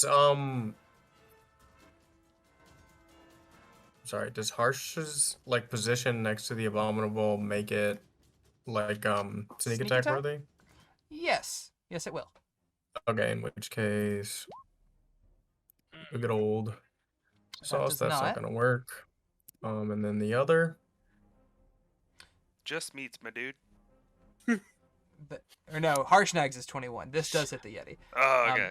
Go ahead there's and roll less damage, damage for the Yeti. There's a sneak attack. Meow. for that. Can you redo your favored foe and stuff? Are you doing that or no? Is that just a 1 a day? I'm trying to remember. I have several a day. I can cast that like multiple times. Yeah, I'll reestablish this creature as favored foe Okay. So for an extra that's 2. 14 Would that work altogether- for both excuse me, 16. Yetis? The one that already went down, like favorite foe, just ended for that one. I don't think I can mark multiple targets. I Okay, can so it's hunters just a mark targeted. the other one though. It's Marking not all like, spaces. all Yetis. It's just this one particular target. Yeah, there think is it's- another like ranger Maybe that's tree what that I'm- is about. It's not that one. This one is Okay. about specific enemies. Gotcha. There's a giant slayer ranger class, which is kind of fun. I think I Um, was looking at that briefly. You're like, Storm King's Thunder full of giants? Fuck them, I'm gonna kill Yeah, them all. exactly. Alright, anything else for your turn, Tally? I think that's it. Also, I think I have to scoot out. I have Okay, a bit cool. to do in the morning, so that'll be it for me tonight. We're almost at the end of this anyway, so Word. totally get it. Enjoy your night, my dude. Have a good Yeah, night. thanks everybody. See ya. This is good. Yeah, fun shit. Gulbrand, what you got? Gulbrand's gonna take a chance here, and he's gonna use Produce Flame to throw a fireball at the motherfucker down here. The big Yeti? Or the small Yeah. Yeti? Small Let me Yeti. look. Okay. See if that does anything Ooh, extra. that do. Can you drop Produce Flame in chat? Because I'm a little curious about this. For sure.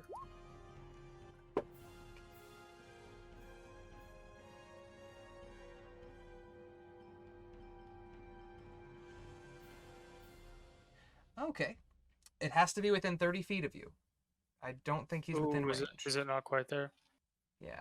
These Oh, are I 10-foot see that squares, so now. he's quite a ways. Can I hit this guy? Not quite. Yes, because he technically occupies that line of squares in front of him too. It's just that the grid on this is a little funky. All right, he'll throw that at that guy because he wants to know if it hurts them extra. Okay. So, good news, bad news. He doesn't have a vulnerability to it. Okay. However, you chuck the fire at him, and his fur singes a bit, and you watch as this Yeti just gets this look of absolute fear as it begins immediately trying to, like, smack and put out the flames. Cute. It has disadvantage on attack rolls and ability checks until the end of its next turn. Oh, well, that's neat. He Yeti will is no turn- like foyer. Well, that's good. He'll throw a javelin at the one down here. That's 60 feet. So he 1, 2, 3. He can't reach that one either, can he? No, sir, not that one. Yeah. Yeah. Oh god, if he tries to move towards it, is he gonna drag people around? Sort of, yeah. Yeah. Also, Davos, excuse me, Brandon, for the first time I just saw your shirt. I thought it was a National Geographic, but that's pretty funny. My dad got it for me. It's pretty classy. That's his only bonus action that he can do. You're still starry formed. What's the range on that? 60 feet. Oh, gotcha. Oh. Yeah, he's about 70 feet away, just a little too far. So if I try to trade with Tally, could I hit him? Since You Tally could try to and move I forward. are- Using all of your movement, you could... Well, technically Davos is beside Tally. And you are tied to Davos. You could... 10, 20... You could move up to beside Bergen, but you would drag Zatari along. Well, no, because then Zatari doesn't have a spot to be. Oh, this rope made this tricky. You said this was 60 feet wide, though, so like we have the room to stand side by side by side. No, it's like 70 feet across. 60 It's feet across. 10 as feet in- wide. Oh, I got you. I got you. And it's a little more than that. I think it's 70. Yeah, 70 feet. Don't think he's gonna rage. I mean, as an action, can we become untied from the rope? Yeah, can he use his bonus action to start cutting rope? I would say as a bonus action, you could cut 1. If you want to use an action, you could cut 2. Well, he already used his action to produce flame and throw it. He'll use his bonus action to cut the rope behind him so So that he can Zatari's not move there. so that he can move Okay. forward as much as he Yeah. can move forward. Without Dragon Zatari. You could move up to here. You could force your way another 10 feet. We're pretending the bridge is both of these squares. But it would drag Davos up a little bit. I'm fine with that. You don't have a Get say in the ready matter. for a rise, holy man. Gulbrand. Davos, he calls you Davos now. He's gonna step up there and take covers. You ever see like the linemen, like charging the field with like a guy hanging off of them. That's basically what's happening. That's Gulbrand is big boy, is not impeded. That does bring us to the Yeti. Gulbrand, you have not been chilled yet. He's gonna try to do that, so go make a con save. This fucking paralyzed, man. It ain't no joke. Can I like slap him to unparalyze him? No, damage doesn't undo it, unfortunately. Damn it. 15. What about That emotional damage? barely passes.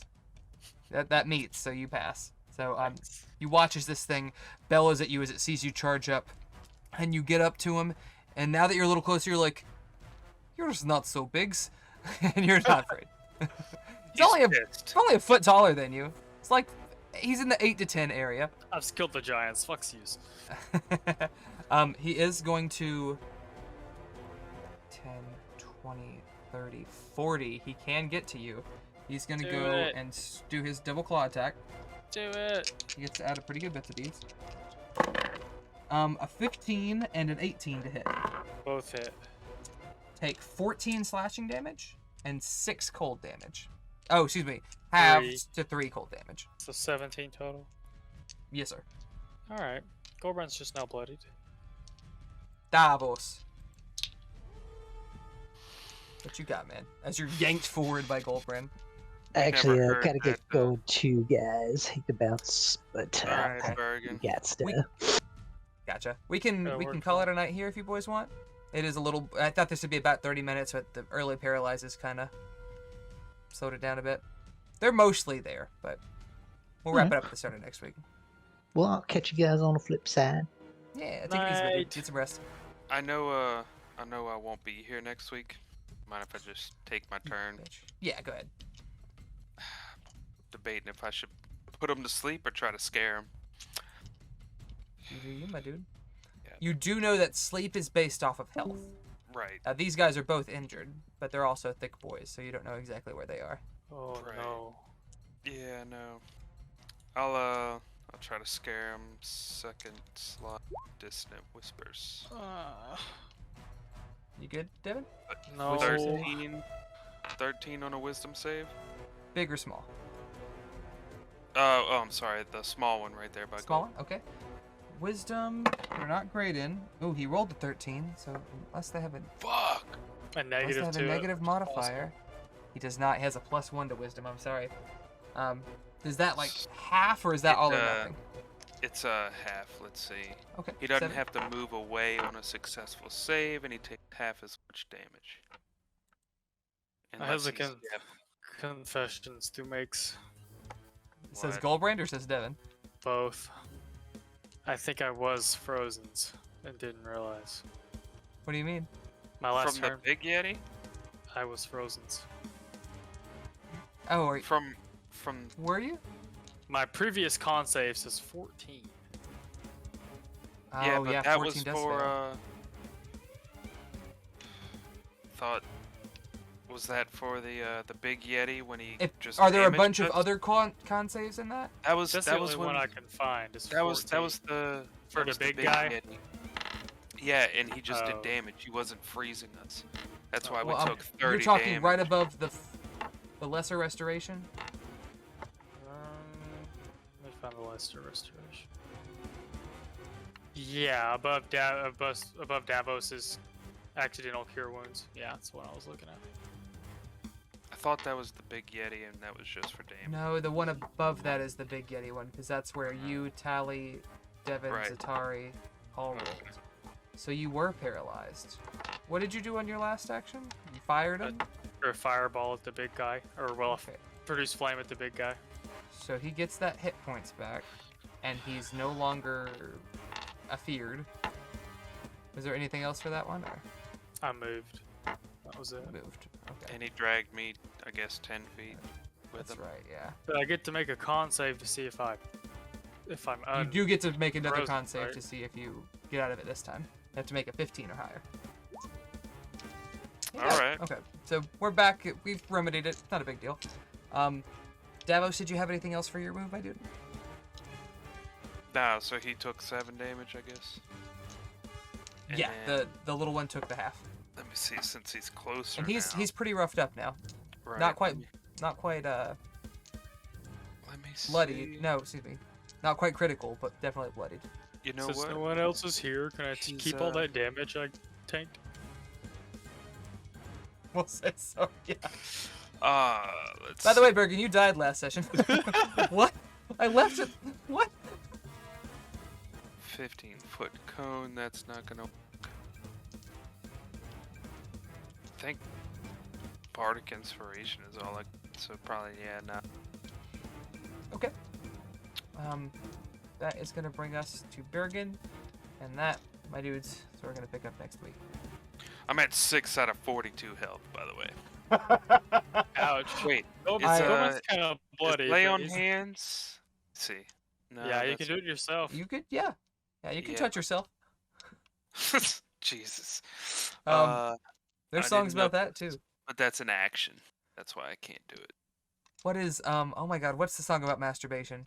Turning one? Japanese. I think I'm turning Japanese. I think Yeah. I'm turning Japanese. I really think so. You're right. Wow. There's another one floating around there somewhere. But When Alright, I think about you, I touch myself. the bard actually knowing all the songs is wonderfully on brand, and I love it. We Do you will wanna go ahead do and call it a the- night there. Gulbrand, hope you enjoy your new shiny axe, and all of your new threads. Oh, I'm wow, sorry to not hear that. swinging anything yet. What? Not swinging anything yet. Not yet. You've been tied up in the back of the group. I Same. am sorry to hear that you won't be here next week, Brandon. But hopefully I'll it'll be settle at down. work, so I might try to. I don't think I'll Okay. be able to do video, but that was they locked the gaming websites, so I can't even do like Roll20. But If I you think I can have D&D Beyond app. Well, if you can connect to Discord, we can run you from here. If you'll just say, I think I want to do this, or I want to do that, Okay. or Yeah, because the app won't work unless Joey pays for a subscription. Okay. Yeah, It's dumb. I have a Yeah, D&D we'll try Beyond to work it. subscription. No, I mean, like, you have to pay for the Roll20 subscription for that. For them to be able to run their characters on Roll20 mobile, the DM of the Roll20 game has to have the subscription. see. It's dumb. Well, and then he would have to have his character sheet on there. Which I don't know if he does or not, but it's not a. Yeah, I think most people have been running them from D&D Beyond anyway. But if you can be there, in chat at least, we'll make something happen. I will do my best. There shouldn't be too much going on, so we'll see. Okay. Maybe, but it won't be like this though. It won't I'll be try and like get this, he there. says. Actually, before we go,